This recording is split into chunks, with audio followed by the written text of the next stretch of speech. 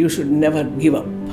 ഒന്നും നമ്മൾ പോയി തീർത്ത് നമ്മുടെ ജീവിതം പോയി ചുമ്മാതെ നമുക്കൊരു ജീവിതം മുകളിലിരിക്കുന്ന ആളെ അറിഞ്ഞ് എഴുതി വെച്ചിട്ടാണ് താഴോട്ട് വിട്ടിരിക്കുന്നത്. എന്ത് ജോലി ചെയ്താലും അത് ട്രോളെഴുത്താവട്ടെ അല്ലെങ്കിൽ വേറെ പരദൂഷണമാവട്ടെ, അതിലും ഒരു സത്യത്തിൻ്റെ ഒരു അംശമെങ്കിലും വേണം. അവൻ പറഞ്ഞ് ഇവൻ പറഞ്ഞ് മറ്റവൻ പറഞ്ഞെന്ന് പറഞ്ഞ് ഈ സുഖിപ്പിക്കൽ പരിപാടിക്ക് പോകാതെ അധ്വാനിച്ച് ജീവിക്കുക. ഭാഷ മഹാമോശമാണെങ്കിലും പ്രൊഫൈല് അയാളുടെ കുഞ്ഞോ വേറെ വല്ലവരുടെ കുഞ്ഞോ ഒരു 6 വയസ്സായ അല്ലെ 5 വയസ്സായ അല്ലെ 5 മാസം പ്രായമായ കുഞ്ഞ് ചിരിക്കുന്നത്, ഗുരുവായൂരപ്പൻ കളിക്കുന്നത്, ഇതൊക്കെയാണ് പ്രൊഫൈൽ. എന്നിട്ട് പറയുന്നത് കായും പൂവും ചേർത്തിട്ടുള്ള തെറികളും. മല്ലികാമ്മ കോളേജിൽ പഠിച്ച സമയത്ത് KSUവിൻ്റെ ഭാഗമായിരുന്ന ഒരാളാണ്.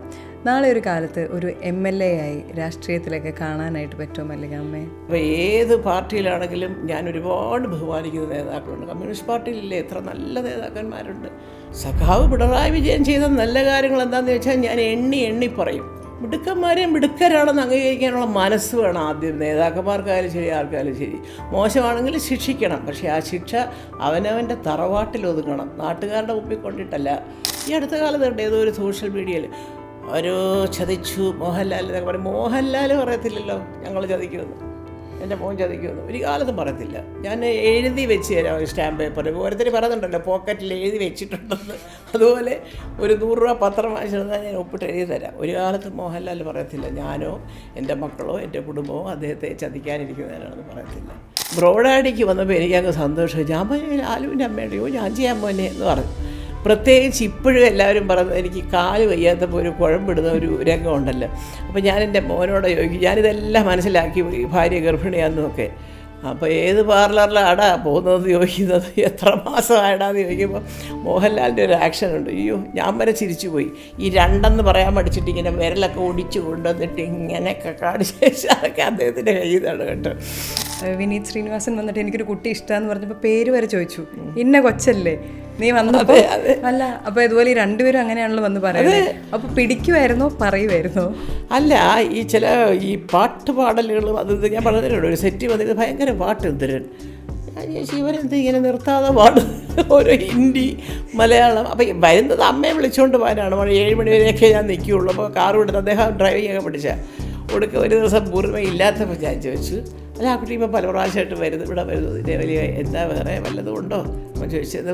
അപ്പോൾ ഞാൻ പറയാമെന്ന്. അപ്പോൾ ഇല്ലയെന്നല്ല അവൻ ഉത്തരം പറഞ്ഞു, ഞാൻ പറയാം അമ്മേ ഞാൻ പറയാം. അപ്പോൾ ഇതിനിടയ്ക്കൊരു വേല ഇന്ദ്രനും പൂർണ്ണിമയും 2 പേരും കൂടെ, പൂർണ്ണിമയുടെ അവിടെ എല്ലാവരും 19ാമത്തെ വയസ്സിൽ കെട്ടിപ്പോകുന്നു. അപ്പോൾ ഞാൻ ഇത്തരം പറഞ്ഞത് തമാശ, മക്കളെ നമ്മുടെ വീട്ടിൽ എല്ലാവരും ഡിഗ്രി എടുക്കാതെ കെട്ടത്തില്ലെന്ന് പറഞ്ഞു. അമ്മ പറഞ്ഞത് എന്നൊക്കെ ഞാനും തമാശ പറഞ്ഞു. ഇപ്പം മനഃപൂർവ്വം ഒരു ബൗണ്ടറി ഇടാറുണ്ടോ? അതായത് ഞാൻ എൻ്റെ കൺസേൺസ് അങ്ങോട്ട് പറയേണ്ട ആവശ്യമില്ല, അവരവരുടെ ജീവിതത്തിൽ നിൽക്കട്ടെ. കാരണം ഇവർ 2 പേരും അവരുടേതാണെന്ന് ലൈഫിൽ നിൽക്കുന്നത്. അതെന്താ പറയുക, സത്യസന്ധമായിട്ടുള്ള മറുപടി പറയും. ഇപ്പോൾ ഈ മരുമക്കളെന്ന് പറയുമ്പോൾ അവരെന്നും മരുമക്കളാണ്, മക്കളല്ല. പിള്ളേരൊക്കെ പറയുന്നതിന് അമ്മ ഇതൊരു അഭിമാനം, അമ്മയ്ക്ക് ഇവിടെ വന്ന് നിന്നിവിടെ എന്നൊക്കെ എപ്പോഴും ചോദിക്കും. എൻ്റെ മക്കൾ 2 പേരും ചോദിക്കും.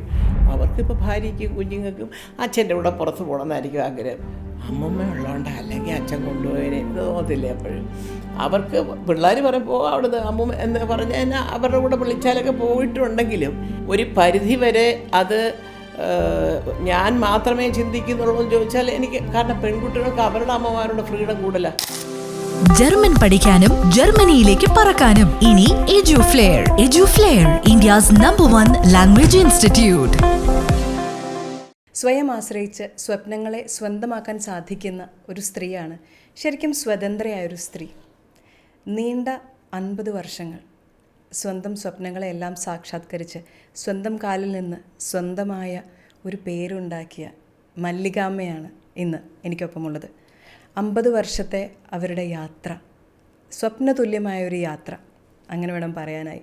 ഇൻഡസ്ട്രിയിലെ എല്ലാ ഉയർച്ചകളും കണ്ടു കഴിഞ്ഞു. Saina south plus presents life behind the mike പോഡ്കാസ്റ്റിൽ മല്ലികാമ്മയെ സ്വാഗതം. Thank you so much. സത്യമാണ്, 51ാം വർഷമാണിത് അഭിനയം തുടങ്ങിയിട്ട്. ഇപ്പോഴും അത്യാവശ്യം സിനിമകളും സീരിയലും ഒക്കെ ആയിട്ട് ഇങ്ങനെ പോന്നു. അത് എനിക്ക് പരിപൂർണ്ണ സംതൃപ്തി ഉള്ള ഒരു സത്യമാണ്. ഞാൻ ഇത്ര ഇതുകൊണ്ടൊന്നും ഞാൻ പ്രതീക്ഷിച്ചിട്ടേ ഇല്ല. അത് ഈ പറഞ്ഞ ജീവിതത്തിലും എനിക്ക് ഒരു ഘട്ടത്തിൽ ദൈവം തമ്പുരാൻ കൊണ്ട് തന്നു എന്നുള്ളത് ഞാനിപ്പോഴും ഉറച്ച് വിശ്വസിക്കുന്നു. എൻ്റെ അച്ഛനമ്മമാരുടെ സുഹൃതവും പിന്നെ എൻ്റെ മനസ്സിൻ്റെ ശുദ്ധതയുമാണ്. അത് ആരെന്ത് പറഞ്ഞാലും ശരി, ഞാനൊരു ഈശ്വരഭക്തയാണ്. ആരെയും അറിഞ്ഞ് വേദനിപ്പിക്കാനോ അവരെക്കുറിച്ചൊരു കഥ ഉണ്ടാക്കി പറയാനോ ഞാൻ ഇന്നേ വരെ ശ്രമിച്ചിട്ടില്ല. അറിയാവുന്ന കാര്യങ്ങൾ മടുകൂടാതെ പറയും. അതിനൊരു ശക്തി കൂടി സുകുമാരൻ സാറിനോടുള്ള 22 വർഷത്തെ ജീവിതം കൂടെ ആയപ്പം. എന്തിനാ പറയാൻ പഠിക്കുന്നത്? പറയുമ്പോൾ ഉള്ള പ്രയാസമുള്ളത് പറയണം. പൃഥ്വിരാജ് ഒരു ഇൻ്റർവ്യൂവിൽ പറഞ്ഞു, ബിജു മേനോൻ്റെ കുറിച്ചുള്ള ഒരു അസൂയായിട്ട് പറഞ്ഞതാണ്, ഈ മനുഷ്യൻ കണ്ടൻറ്റാണ് ഉള്ളതിൽ നിന്ന്. ഞാൻ ഒരുപാട് പേരെ കണ്ടിട്ടുണ്ടെങ്കിലും ഇപ്പം മല്ലികാമ്മ പറഞ്ഞ പോലെ സംതൃപ്തി എന്നുള്ളൊരു വാക്ക് പറഞ്ഞല്ലേ, അതായത് കണ്ടന്റ് ആണെന്ന് പറയാൻ പറ്റും തിരിഞ്ഞു നോക്കി കഴിയുമ്പോൾ ഈ യാത്രയെക്കുറിച്ച്. അതുപോലെ ഇപ്പോൾ സുകുമാരൻ സാറിനെ കുറിച്ച് പറഞ്ഞു. അപ്പം അദ്ദേഹത്തെ ഈ ഒരു തലമുറ അല്ല, അതിന് മുകളിലുള്ള മുന്നേ ഉള്ള തലമുറയാണ് കണ്ടിരിക്കുന്നത്. അപ്പം പൃഥ്വിരാജിനെയും ഇന്ദ്രജിത്തിനെയും കാണുന്ന സമയത്ത് മല്ലികാമ്മയുടെ അടുത്ത ആൾക്കാർ പറയാറില്ലേ, ഏതാണ് വിത്ത്, ഇങ്ങനെയല്ലേ വരുള്ളൂ? അല്ല, സത്യം, അത് വളരെ ശരിയത്. ഞാൻ എപ്പോഴും പറയും, ഇന്ദ്രൻ കുറച്ചുകൂടി എൻ്റെയും കൂടെ ഒരു സമ്മിശ്രമാണെന്ന് വേണേൽ പറയാം. പക്ഷെ മറ്റേത് ആ വിത്ത് അത് തന്നെ. ഈ പറഞ്ഞതിനോട്ട് ഇന്ദ്രൻ്റെ ആ സ്വഭാവ രൂപീകരണത്തിൽ ഒരു പക്ഷേ ഞാൻ കുറച്ചുകൂടെ ആദ്യത്തെ കുഞ്ഞല്ലേ വന്നതുകൊണ്ട് സുഖനുണ്ട്. എന്നാലും അദ്ദേഹം പറഞ്ഞാലും ഞാൻ പറയാം, മോനെ അതേ നമ്മൾ പറയുമ്പോൾ അവർക്കൊരു പ്രയാസം തോന്നുന്നത്. ഇദ്ദേഹം വന്നു കഴിയുമ്പോൾ പിന്നെ കൂടുതലും അച്ഛൻ്റെ കയ്യിലോട്ടായി. അപ്പോൾ സുഖമായിട്ടൊറ്റ കാര്യമുള്ളൂ. അങ്ങനെ വേറെ ആവശ്യമില്ലാത്ത കാര്യങ്ങൾക്ക് ഒരു ബഹളം ഉണ്ടാക്കണം എന്നുള്ളതല്ല. പക്ഷേ പുള്ളിക്ക് നുണ പറയുന്നത് ഇഷ്ടമല്ല. അതായത് ഒരാളെ സുഖിപ്പിക്കാൻ വേണ്ടി വളച്ചൊടിച്ച് അത് പറഞ്ഞാൽ ഇയാൾക്ക് എന്ത് തോന്നും, നാളെ ഇങ്ങേര് പിണങ്ങുമോ, അതോടുകൂടി നമ്മുടെ ജീവിതം ഇല്ലാതാവുമല്ലോ, അങ്ങനത്തെ ചിന്തകളൊന്നും അദ്ദേഹത്തിൻ്റെ മനസ്സിലൂടെ പോയിട്ടേ ഇല്ല. പറയുമ്പോൾ അവർക്കറിയാമല്ലോ ഞാൻ പറയുന്നത് സത്യമാണെന്ന് എന്നുള്ളൊരു ആത്മവിശ്വാസം ഉണ്ടല്ലോ. അത് ഈ പറഞ്ഞതുപോലെ രാജു അതുകൊണ്ടാണല്ലോ പ്രതികരിക്കാറില്ലല്ലോ ഒരിടത്തും വലുതായിട്ട്. എന്താണെന്ന് വെച്ചാൽ അവനറിയാം ഞാൻ പറയുന്നത് സത്യമാണെന്ന്, ഇന്നല്ലെങ്കിൽ നാളെ എല്ലാവരും അറിയാം. ആരെ ബോധിപ്പിക്കാനാണ് ഈ വിളിച്ചു പോയിക്കൊണ്ടാക്കുക? പിന്നെ ഞാനാണ് സങ്കടം വരുമ്പോൾ അമ്മ എന്നുള്ള രീതിയിൽ എന്തെങ്കിലും പറഞ്ഞു പോകുന്നത്. പക്ഷേ അത് വാസ്തവത്തിൽ ഞാൻ പറഞ്ഞത് വളരെ നല്ല സ്വഭാവം. അത് ആ ഒരു ക്ഷമയും ഒരു സഹനശക്തിയും ആവശ്യമുള്ളപ്പം മാത്രം പ്രതികരിക്കുക എന്നുള്ളൊരു രീതിയും അത് നല്ലതാണെന്നാണ് എൻ്റെ അഭിപ്രായം. പക്ഷേ പലപ്പോഴും ഈ പെണ്ണുങ്ങൾക്ക് അത്ര അങ്ങോട്ട് പിടിച്ചു നിൽക്കാൻ പറ്റത്തില്ല. പ്രത്യേകിച്ച് എൻ്റെ പ്രായം എന്ന് പറയുമ്പോൾ ഈ 2 കുഞ്ഞുങ്ങളെ ഞാൻ എങ്ങനെ വളർത്തി, 10ലും 12ലും പഠിക്കുമ്പോൾ സുഖേട്ടൻ്റെ മരണം. അപ്പോൾ അവിടെ നിന്ന് ഞാൻ എങ്ങനെയാണ് ഇവരെ എൻ്റെ ചിറകിനുള്ളിൽ ഒതുക്കി നിർത്തിക്കൊണ്ട് വലിയ കുഴപ്പങ്ങളൊന്നുമില്ലാതെ വളർത്തിയെടുത്തതെന്നുള്ളതിൻ്റെ എനിക്ക് ആലോചിക്കുമ്പോൾ എന്തിനാ എൻ്റെ കുഞ്ഞിനെ ഇങ്ങനെ പറയുന്നതൊരു പെട്ടെന്നൊരു റിറ്റാലിറ്റി ചെയ്യാൻ തോന്നും എനിക്ക്, സത്യം പറയാം. പക്ഷേ ആ റിറ്റാലിയേഷൻ വാസ്തവത്തിൽ പാടില്ല എന്നുള്ളത് ഉള്ളിൻ്റെ ഉള്ളിൽ അറിയാമെങ്കിലും നമുക്കപ്പോൾ ഒറ്റയ്ക്ക് ഞാൻ പൊരുതി കൊണ്ടുവന്നതല്ലേ ഈ കുഞ്ഞുങ്ങളെയൊക്കെ. ഇവരാരാ ഇവരെയൊക്കെ പറയാനായിട്ട്? വഴിയെ പോകുന്നവരെയൊക്കെ പറഞ്ഞോട്ടെന്നൊക്കെയുള്ളൊരു ഭാവം ഒരു അമ്മ എന്നുള്ളൊരു സ്നേഹം കൊണ്ട് വരുന്നതാണ്. അല്ലാതെ ഇപ്പം നമുക്കിപ്പോൾ എത്രയോ ട്രോളുകൾ വരും. ഞാൻ പലതും ചിരിക്കാറുണ്ട്, എന്നെപ്പറ്റി തന്നെയുള്ള ട്രോള് കൊണ്ട് ചിരിക്കാറുണ്ട്. കഷ്ടം. ഞാൻ ഇന്നലെ ഈ അടുത്ത കാലത്ത് പറയുകയും ചെയ്തു, ചില ട്രോളുകൾ എഴുതുന്നവർ ഭാഷ മഹാമോശമാണെങ്കിലും പ്രൊഫൈല് അവയാടെ കുഞ്ഞോ വേറെ വല്ലവരുടെയും കുഞ്ഞോ, ഒരു 6 വയസ്സായ അല്ലെ 5 വയസ്സായ അല്ലെ 5 മാസം പ്രായ കുഞ്ഞ് ചിരിക്കുന്നത്, ഗുരുവായൂരപ്പൻ കളിക്കുന്നത്, ഇതൊക്കെയാണ് പ്രൊഫൈൽ. എന്നിട്ട് പറയുന്നത് കായും പൂയും ചേർത്തിട്ടുള്ള തെറികളും. അപ്പം ഞാനിങ്ങനെ ആലോചിക്കും, ഈ പടം കാണുമ്പോൾ ഇങ്ങനെ പേടിയില്ല, ഈശ്വര നാളെ ഗുരുവായൂരപ്പൻ എൻ്റെ കഴുത്തിന് പിടിക്കുമോ എന്തോ എന്ന് തോന്നാറില്ലേ? അല്ലെങ്കിൽ ഈ കുഞ്ഞ് ആരുടെ കുഞ്ഞോ ആവട്ടെ, ഈ കുഞ്ഞിനെ ശപിക്കത്തില്ലേ ആൾക്കാർ? അങ്ങനത്തെ ഉള്ള സെൻറ്റിമെൻറ്റ്സിനൊന്നും ഇപ്പോൾ ഈ പുതിയ തലമുറയുടെ കാലത്ത് യാതൊരു വിലയില്ല. അതാണ് സത്യം. സുകുമാരൻ സാർ പോയിട്ട് 27 ഇയേഴ്സ് കഴിഞ്ഞു. അപ്പം ഈ പിള്ളേർ കയ്യിലോട്ട് തന്നിട്ട് പോകാമെന്ന് പറയുമ്പോൾ വളരെ യങ്ങാണ് മല്ലികാമ്മ. ഇപ്പം ഞാനിവിടെ ഇരുന്നിട്ട് മല്ലികാമ്മയെ അവരെ ഇത്രയും വളർത്തിയല്ലോ, ഫൈൻ യങ് മെന്നിനെ തന്നല്ലോ എന്ന് പറയാൻ എനിക്ക് എളുപ്പമാണ്. ഞാൻ അതിൽ കൂടെ കടന്നു പോയില്ല. പക്ഷേ ഇപ്പം തിരിഞ്ഞു നോക്കിക്കഴിയുമ്പോൾ ആ ഒരു യാത്ര ഞാൻ ഈ ചോദിക്കുന്ന ലാഘവത്തിൽ മല്ലികാമ്മയ്ക്ക് പറയാൻ പറ്റുമോ? ഇല്ല. 15 വയസ്സും 17 വയസ്സും 17.5 വയസ്സുമാണ് അവരുടെ പ്രായം. ഇന്ദ്രന് 2.5 വയസ്സ് മൂത്തതാണ് രാജുവിനെക്കാട്ടിൽ. അപ്പോൾ ഇന്ദ്രന് കോളേജിലേക്ക് SSB ട്രെയിനിങ്ങിന് വിട്ടു. എൻട്രൻസ് എഴുതിയില്ലെങ്കിലും സാരമില്ല, അത് SSBക്ക് ഡിഫൻസിൽ പോയില്ലെങ്കിലും സാരമില്ല, പക്ഷെ അതെന്താണെന്ന് അറിയണം. സുഖമായിട്ട് നിർബന്ധമായിരുന്നു. ബാംഗ്ലൂരിൽ SSBയുടെ ആ കോഴ്സൊക്കെ അറ്റൻഡ് ചെയ്തു വന്നു, എൻജിനീയറിങ്ങിന് ചേർത്തു, കമ്പ്യൂട്ടർ എൻജിനീയറിങ്ങിന്. അപ്പോൾ അതൊക്കെ ചേർത്തേച്ച് പിന്നെ ആ ഒരു ഇടയ്ക്കാണ് ഇദ്ദേഹത്തിൻ്റെ പെട്ടെന്നുള്ള മരണം. അതുകൊണ്ട് ഇന്ദ്രൻ കൂടെ ഉണ്ടായിരുന്നു മരിക്കുന്ന സമയത്ത്. രാജു സയൻസ് സ്കൂളിൽ 10th പഠിക്കുക. അപ്പോൾ അവിടെ നിന്നും ഈ 2 കുഞ്ഞുങ്ങളെ ഒരു 5-6 മാസം ഞാൻ ഭയന്നു. കാരണം ഞാനൊരു വളരെ നിശബ്ദയായിപ്പോയി. ഞാൻ അങ്ങനെ ഒരു നിശബ്ദയായിട്ടൊന്നും പ്രതികരിക്കാതെ ഒന്നും കാണാത്ത പോലെയൊന്നും ഇരിക്കുന്ന ഒരാളല്ല സത്യത്തിൽ. എൻ്റെ അമ്മയുണ്ട്, എൻ്റെ കൂടെ അച്ഛനൊക്കെ ഉണ്ട്. അപ്പോൾ കുറച്ച് കാലം കാരണം ഇവരതുപോലെ ഉണ്ടാവുള്ളാവുന്നു, ഇവരങ്ങനെ ആയി കണ്ടിട്ടില്ല ഞാൻ. അപ്പോൾ എൻ്റെ മനസ്സിൽ തോന്നി അത് ശരിയല്ല. എൻ്റെ അടുത്ത് ഒറ്റ കാര്യം സുഖട്ടം പറഞ്ഞിട്ടുള്ളൂ മക്കളെക്കുറിച്ച്, നല്ല അത്യാവശ്യം പഠിക്കണം, വിവരം ഉണ്ടായിരിക്കണം, എവിടെയെങ്കിലും കൊണ്ടിട്ട് എനിക്കറിഞ്ഞൂടാ, ഈ അറിഞ്ഞുകൂടാത്തതിന് വരെ വിഡ്ഢിത്തരം വിളിച്ച് വളർത്തുന്ന ഒരുപാട് ആൾക്കാരുടെ ഇടയില്ല നമ്മളിപ്പോൾ ജീവിക്കുന്നത്. എന്തും പറയാം, അതിനകത്ത് ഒരു ഓതൻറ്റിക്കായിട്ട് എന്തെങ്കിലും ഉണ്ടോ, അല്ലെങ്കിൽ അത് സത്യമാണോ എന്ന് അന്വേഷിക്കുകയോ ഒന്നുമില്ല. അവനവൻ്റെ മനസ്സിൽ തോന്നുന്ന വികാരങ്ങളൊക്കെ സത്യമാണെന്നുള്ള മട്ടിൽ വായി തോന്നുന്ന ഭാഷയിൽ വിളിച്ചു പോവുക. ഇപ്പോൾ കാണുന്നില്ലേ സംഭവങ്ങൾ പലതും, സംഘടനയാവട്ടെ രാഷ്ട്രീയമാവട്ടെ എന്തും ആവട്ടെ. അപ്പോൾ അങ്ങനെയുള്ളൊരു കാലഘട്ടത്തിൽ ഇവരെ ഒന്ന് നേരെയാക്കി കൊണ്ടുവരിക എന്ന് പറയുന്നത് ഇപ്പം അന്ന് ഞാൻ മാത്രമുള്ള എൻ്റെ ഒരു ചുമതല. എല്ലാവരും വെളിയിലാണ്, എൻ്റെ സഹോദരികളൊക്കെ അവരൊക്കെ വെളിയിൽ നൈജീരിയയിലും ബോംബെയിലും ഒക്കെ താമസം. സഹോദരനുണ്ട് ഒരാൾ, അന്ന് ന്യൂസിലല്ലേ, ഇപ്പം അമേരിക്കയിലാണ്. അപ്പോൾ വയസ്സായ അച്ഛനും അമ്മയും മാത്രമേ ഉള്ളൂ എനിക്കൊരു ആശ്വാസമായിട്ട്. പക്ഷേ അപ്പോൾ ഞാൻ തീരുമാനിച്ചു അങ്ങനെ വിട്ടാൽ പറ്റില്ല, എൻ്റെ സഹോദരനെ ഏൽപ്പിച്ചൊരു വലിയ ജോലിയുണ്ട്, ആ തരത്തിൽ തന്നെ കുഞ്ഞുങ്ങളെ വളർത്തണം എന്ന് എൻ്റെ ഒരു വാശിയും ഒരു ജീവിത ലക്ഷ്യവുമായിരുന്നു അത്.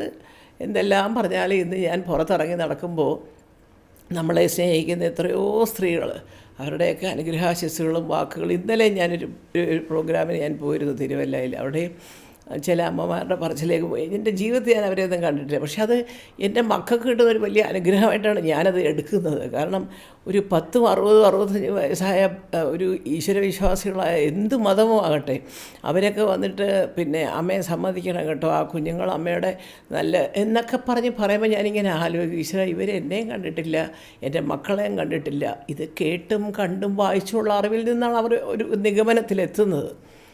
അപ്പോൾ സ്വാഭാവികമായിട്ടും അത് ഒരു പക്ഷേ ഈ അച്ഛൻ്റെ അമ്മയുടെ അനുഗ്രഹം, സുവേട്ടൻ്റെ അച്ഛൻ്റെ അമ്മയുടെ അനുഗ്രഹം, സുവേട്ടൻ്റെ അനുഗ്രഹം, പിന്നെ എൻ്റെ പ്രാർത്ഥന, ഇതൊക്കെ കൊണ്ട് തന്നെയാണ് എൻ്റെ മക്കളെ അങ്ങനെ മോശമായിട്ട് വളർത്തിയ ഒരമ്മയാണ് ഞാനെന്ന് ഈ കേരളത്തിൽ ഒരാളും പറയത്തില്ല. അല്ല, ശത്രുക്കൾ പറയുമായിരിക്കും, പക്ഷേ അതത് പ്രശ്നമല്ല എനിക്ക്.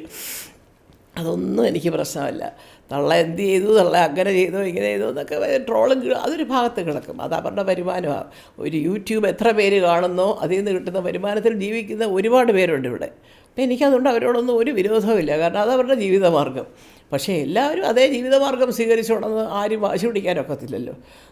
നമുക്കറിയാവുന്ന ജോലി ചെയ്യുക, അത് വെയിലത്തായാലും മഴയത്തായാലും ശനിയെന്നോ ഞായറെന്നോ ഇല്ലാതെ അധ്വാനിക്കുക, അതിൻ്റെ പ്രതിഫലം വാങ്ങിക്കുക. അതുകൊണ്ട് നമ്മുടെ കുടുംബവും കുഞ്ഞുങ്ങളും ഒക്കെ ജീവിതം മുന്നോട്ട് സുഖമായിട്ട് കൊണ്ടുപോകുക. മല്ലികാമ്മ കോളേജിൽ പഠിച്ച സമയത്ത് KSUവിൻ്റെ ഭാഗമായിരുന്ന ഒരാളാണ്. നാളെ ഒരു കാലത്ത് ഒരു MLA ആയി രാഷ്ട്രീയത്തിലൊക്കെ കാണാനായിട്ട് പറ്റുമോ മല്ലികാമ്മയെ? മോളെ, ഈ KSUവിൻ്റെ ഭാഗം എന്ന് പറഞ്ഞില്ല, എനിക്കത് കേൾക്കുമ്പോൾ ചിരിയാണ്. എന്താ സംഭവം അറിയോ, ഞങ്ങളുടെ ട്രിവാൻഡ്രം വിമൻസ് കോളേജിൽ പൊളിറ്റിക്സ് ഇല്ല. ഇപ്പോഴാണ് ഇതൊക്കെ വന്നിരിക്കുന്നത്. അത് ഞങ്ങളൊക്കെ എങ്ങനെയാണെന്ന് വെച്ചാൽ arts secretary, literary and debating society secretary, college union, ഇങ്ങനെയൊക്കെ ഓരോരോ പോസ്റ്റിൽ ഓരോരുത്തരെ തിരഞ്ഞെടുക്കും. അപ്പോൾ പാർട്ടി ഇങ്ങനെ മറ്റേ ഇപ്പോൾ കാണിക്കുന്ന പോലെ ഇന്ന KSUക്കാർ, SFIക്കാർ, ABVPക്കാർ, BJP അതൊന്നും അന്നില്ല, നമുക്ക് അറിഞ്ഞുകൂടായിരുന്നു. അപ്പോൾ എന്താ സംഭവം എന്ന് വെച്ചാൽ ഇതാദ്യമായിട്ട് ഇത് കൊണ്ടുവരുന്നത് ഇപ്പോൾ അങ്ങനെ ഇലക്ഷൻ ഞാൻ വെറും പ്രീ ഡിഗ്രി സെക്കൻഡ് ഇയറാണ്, BSc കയറുന്നതിന് മുമ്പാണ്. പ്രീ ഡിഗ്രി സെക്കൻഡ് ഇയർ പഠിക്കുന്ന ഒരു കൊച്ച് BA ഫൈനൽ ഇയർ. അപ്പോൾ സ്വാഭാവികമായിട്ടും BA ഫൈനൽ ഇയറിൽ പഠിക്കുന്ന ഒരു കുട്ടിയോട് ഒരു സഹതാപം വരുമല്ലയോ, അടുത്ത വർഷം പോസ്റ്റ് ഗ്രാജുവേഷൻ എവിടെയാണോ ഇവിടെ, അല്ലെങ്കിൽ പാവം. അത് ആ കുട്ടി നല്ല ഡാൻസറും കോളേജിൽ ഡാൻസ് മത്സരത്തിനൊക്കെ പോയി സമ്മാനം വാങ്ങിക്കുന്നത്, കഷ്ടമുണ്ട്, അതിനെ ജയിപ്പിച്ചു വിടും, ഇത് പ്രീ ഡിഗ്രിക്ക് പഠിക്കുന്നല്ലേ ഉള്ളൂ എന്നൊക്കെ വിചാരിക്കും. പക്ഷേ എന്തോ ഒരു ചരിത്രപരമായ ഭൂരിപക്ഷത്തിൽ ഒരു കോളേജിൽ ഒരു 1248 വോട്ടിൻ്റെ വ്യത്യാസം എന്നൊക്കെ പറഞ്ഞാൽ വലിയ വ്യത്യാസം. അത് അന്ന് ഞാനത് ജയിച്ചപ്പോൾ എന്നെ ആദ്യം വിളിക്കുന്നത്, അയ്യോ ദൈവമേ, ആ പ്രിൻസിപ്പൽ ഈ അടുത്ത കാലത്ത് മരിക്കുകയും ചെയ്തു, എസ്തർ ഹലീഗോ, ജൂയിഷ് ലേഡിയായിരുന്നു, മാഡമായിരുന്നു പ്രിൻസിപ്പൽ. എൻ്റെ അടുത്ത് വിളിച്ച് ചോദിച്ചു, ഇതെങ്ങനെ സാധിച്ചതെന്ന്. ഞാൻ നാക്കുകൊണ്ട് സാധിച്ച പ്രിൻസിപ്പലും ചിരിക്കും. ഞാൻ പറഞ്ഞു, മാഡം ഞങ്ങളിങ്ങനെ നടന്നൊക്കെ അങ്ങ് പറഞ്ഞു. എൻ്റെ കൂടെ ഒരു 10-20 പേരുണ്ട്. ഇന്നും ഞങ്ങൾ ഒരു വലിയ വിമൻസ് കോളേജിലെ ഗ്രൂപ്പൊക്കെ ഉണ്ട് ഞങ്ങൾക്ക്, കൂൾ ലീഡേഴ്സ് എന്നാണ് പേര്. കോട്ടൺ ഹിൽ വിമൻസ് കോളേജ് എല്ലാം ഉണ്ടായിരുന്നത്. ഇന്ന് ആ കൂട്ടുകാരൊക്കെ ഞങ്ങൾ വളരെ സജീവമായിട്ട് ഇപ്പം ഒരു കോണ്ടാക്റ്റിൽ ആ ഒരു പോകാതെ നിൽക്കുന്നുണ്ട്. അപ്പോൾ ഞങ്ങളിങ്ങനെ ഒരു 10-25 പേരുണ്ട് ഇവിടെ. വലിയ ഞങ്ങൾ ആ നേതാക്കന്മാരെ സ്വയം പ്രഖ്യാപിച്ചൊക്കെ നടന്ന് വാചകടിച്ച് അങ്ങനെ ചെയ്യും ഇങ്ങനെ ചെയ്യും. ഞങ്ങൾ വാട്സ്ആപ്പ് അതിൻ്റെ ഇനോഗ്രേഷനൊക്കെ നിങ്ങൾ കണ്ടോ, ഈ നാട് ഞെട്ടിപ്പോകും എന്നൊക്കെ പറഞ്ഞൊക്കെ അല്ലേ വാചകം അടിക്കുന്നത്. പക്ഷേ ഞെട്ടിച്ചു എന്നുള്ളതാണ് സത്യം. ഒരു കാലത്ത് ഒരു കോളേജിലും തിരുവനന്തപുരത്ത് പോകാത്ത പ്രേം നസീർ സാറിനെ ശാരദയും കൂടെ ഒന്നിച്ചു കൊണ്ടുവന്ന് ഞാൻ. എങ്ങനെയാണെന്ന് ചോദിച്ചാൽ ഉണ്ടാണൊക്കെ ഇവരെ രണ്ടുപേരെയും കണ്ടിട്ടില്ല, പക്ഷേ രണ്ടുപേരും വന്ന് ആസ്ക ഇനോഗ്രേറ്റ് ചെയ്ത്. അത് പിന്നീട് നസീർ സാർ പറയുമായിരുന്നു, എൻ്റെ പൊന്നെ ഈ നിൽക്കുന്ന ആളിൻ്റെ വാചകം അടിക്കാത്ത ആരായാലും പോവും. സാറേ ഒരബദ്ധം പറ്റി, സാറിനെ കൊണ്ടുവരാമെന്നും പറഞ്ഞാൽ ഞാൻ ജയിച്ചത്. അയ്യോ ഇനി പോയില്ലെങ്കിൽ എന്ത് എന്നൊക്കെ പറഞ്ഞപ്പോഴേ സാറ് അങ്ങ് വിശ്വസിച്ചിട്ട് പാവം നസീർ സാറിനെ അറിയാമല്ലോ, ഇന്നത്തെ പോലെ ആരെയും ദ്രോഹിക്കണമെന്നോ വിഷമിപ്പിക്കണമെന്നോ ഒരു ചിന്തയില്ലാത്ത ഒരു നല്ലൊരു മനുഷ്യൻ. എൻ്റെ ദൈവമേ. അപ്പോൾ സാറ് ശാരദ ചേച്ചിയുടെ പടം നടക്കുക, ഭദ്രച്ചിറ്റ. 2 പേരുണ്ട് ബിർലാൻ സ്റ്റുഡിയോയിൽ. 2 പേരും കൂടെ ചിരിച്ചൊക്കെ പറഞ്ഞെങ്കിലും ശരി ഒരു 3 മണിക്ക് വെക്കാൻ പറ്റുമോ? ഞാൻ ഏത് മണിക്ക് വേണേലും വെക്കാം, സാറ് പറഞ്ഞാൽ മതി. അപ്പം ബ്രേക്ക് കഴിഞ്ഞ് വിമൻസ് കോളേജിൽ വരുന്നു. അപ്പോൾ അത് കഴിഞ്ഞ് അവിടെ 1 മണിക്കൂർ ഇരിക്കുന്നു, എന്നിട്ട് ഇനി പോരുന്നു. അതൊരു വലിയ സംഭവമായിപ്പോയി. അന്നത്തെ കാലത്ത് നസീർ സാറും ഉർവശി ശാരദയും കൂടെ ഒരു കോളേജിൽ ഒന്നിച്ച് വരിക എന്ന് പറയുന്നത് എൻ്റെ പൊന്നെ.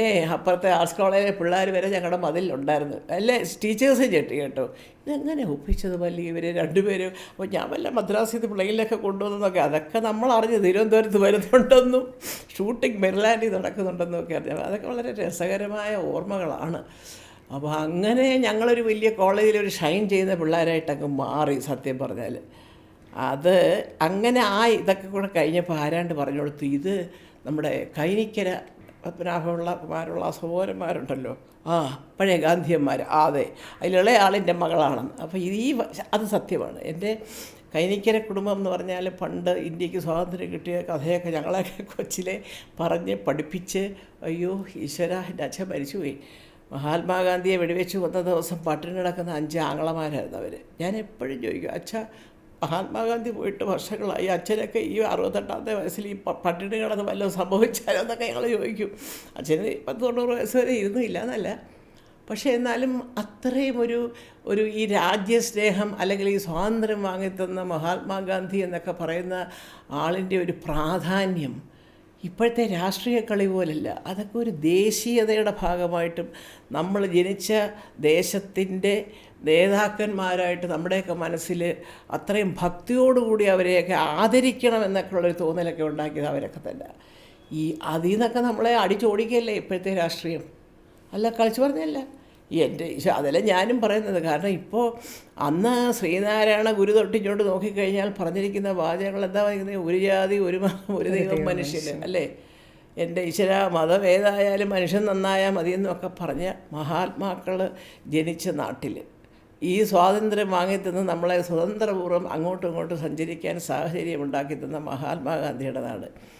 ഇന്ന് അതൊക്കെ ആലോചിക്കുമ്പോൾ എൻ്റെ അച്ഛനും വല്യച്ഛന്മാരും ഒക്കെ നേരത്തെ തന്നായില്ലെങ്കിൽ ഇത് കണ്ട് ചങ്കുപൊട്ടി മരിച്ചേനെ അവരൊക്കെ.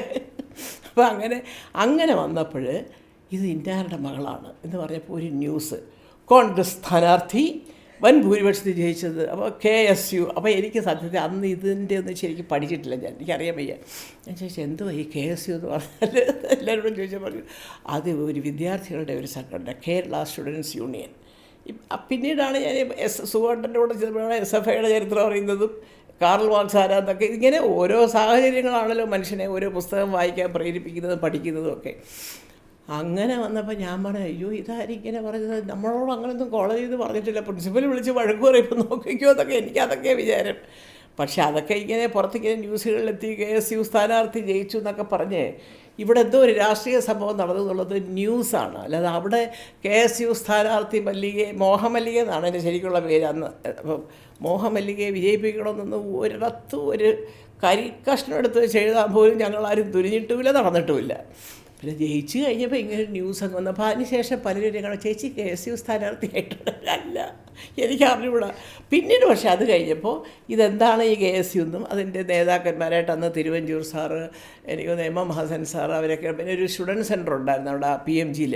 അവിടെ ചില മീറ്റിങ്ങുകൾ കാര്യങ്ങളൊക്കെ വയ്ക്കുമ്പോൾ നമ്മൾ അവരുടെ ആൾക്കാരാണ് എന്ന് വിചാരിക്കുന്ന ഓരോ കോളേജിലെയും ഭാരവാഹികളെയൊക്കെ നമ്മൾ വിളിക്കുമ്പോൾ വേറെ അങ്ങനത്തെ അനാവശ്യമായിട്ടുള്ള രാഷ്ട്രീയ പ്രേരിതമായ ഒന്നുമില്ല. അപ്പോഴും അവരുടെയൊക്കെ പ്രസംഗം ഇത്രയൊക്കെ ഉള്ളൂ. മഹാത്മാഗാന്ധി ആരാണ്, ജവഹർലാൽ നെഹ്റു ആരാണ്, ഇങ്ങനെയാണ് ശിശുദിനം ആഘോഷിക്കുക, അത് ചെയ്യുക, എത്രയൊക്കെ ഉള്ളൂ. ഇന്നിപ്പോൾ അതിൻ്റെ ആഘോഷത്തിനേക്കാളേറെ ആ പേരിൽ കിടന്നിങ്ങനെ അങ്ങോട്ടും ഇങ്ങോട്ടും ചീത്ത വിളിയും ഒക്കെ ആയത് ഈ അടുത്ത കാലത്താണ്. പൊന്നുമോളെ വിഷമമുണ്ട് പറയുമ്പോൾ.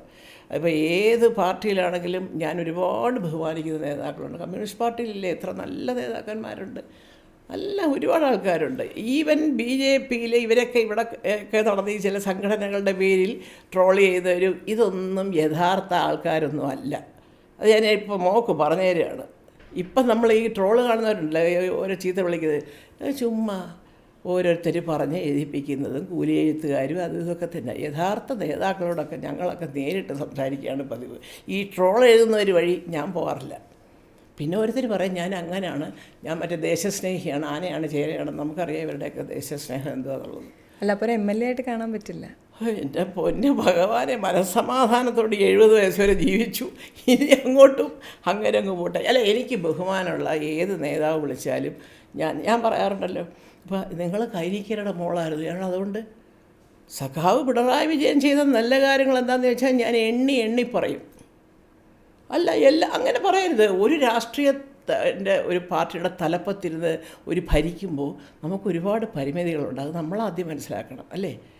അപ്പോൾ ഉടനെ ആ വീട്ടിൽ ഇരിക്കുന്നവരെ നാട്ടിലിരിക്കുന്നവരെ ആരുടെ എന്തെങ്കിലും വല്ലതും അടിച്ചുകൊണ്ട് പോയിട്ടാണോ എൻ്റെ മോനെയൊക്കെ ഈ ട്രോളുകാർ പറഞ്ഞത്? അല്ലല്ലോ. ഇതുപോലെ അവരെയും 50% എന്തെങ്കിലും കാണുമായിരിക്കും. അവർ ചില ആനുകൂല്യം ചിലപ്പോൾ ചെയ്ത് കൊടുത്തതിരിക്കുക, അല്ലെ ചെയ്ത് അതെല്ലാവരും ചെയ്യും. നാളെ വേറൊരുത്തം ഭരിക്കാൻ വന്നാൽ ഇത് തന്നെ കേൾക്കാറില്ലേ നമ്മൾ?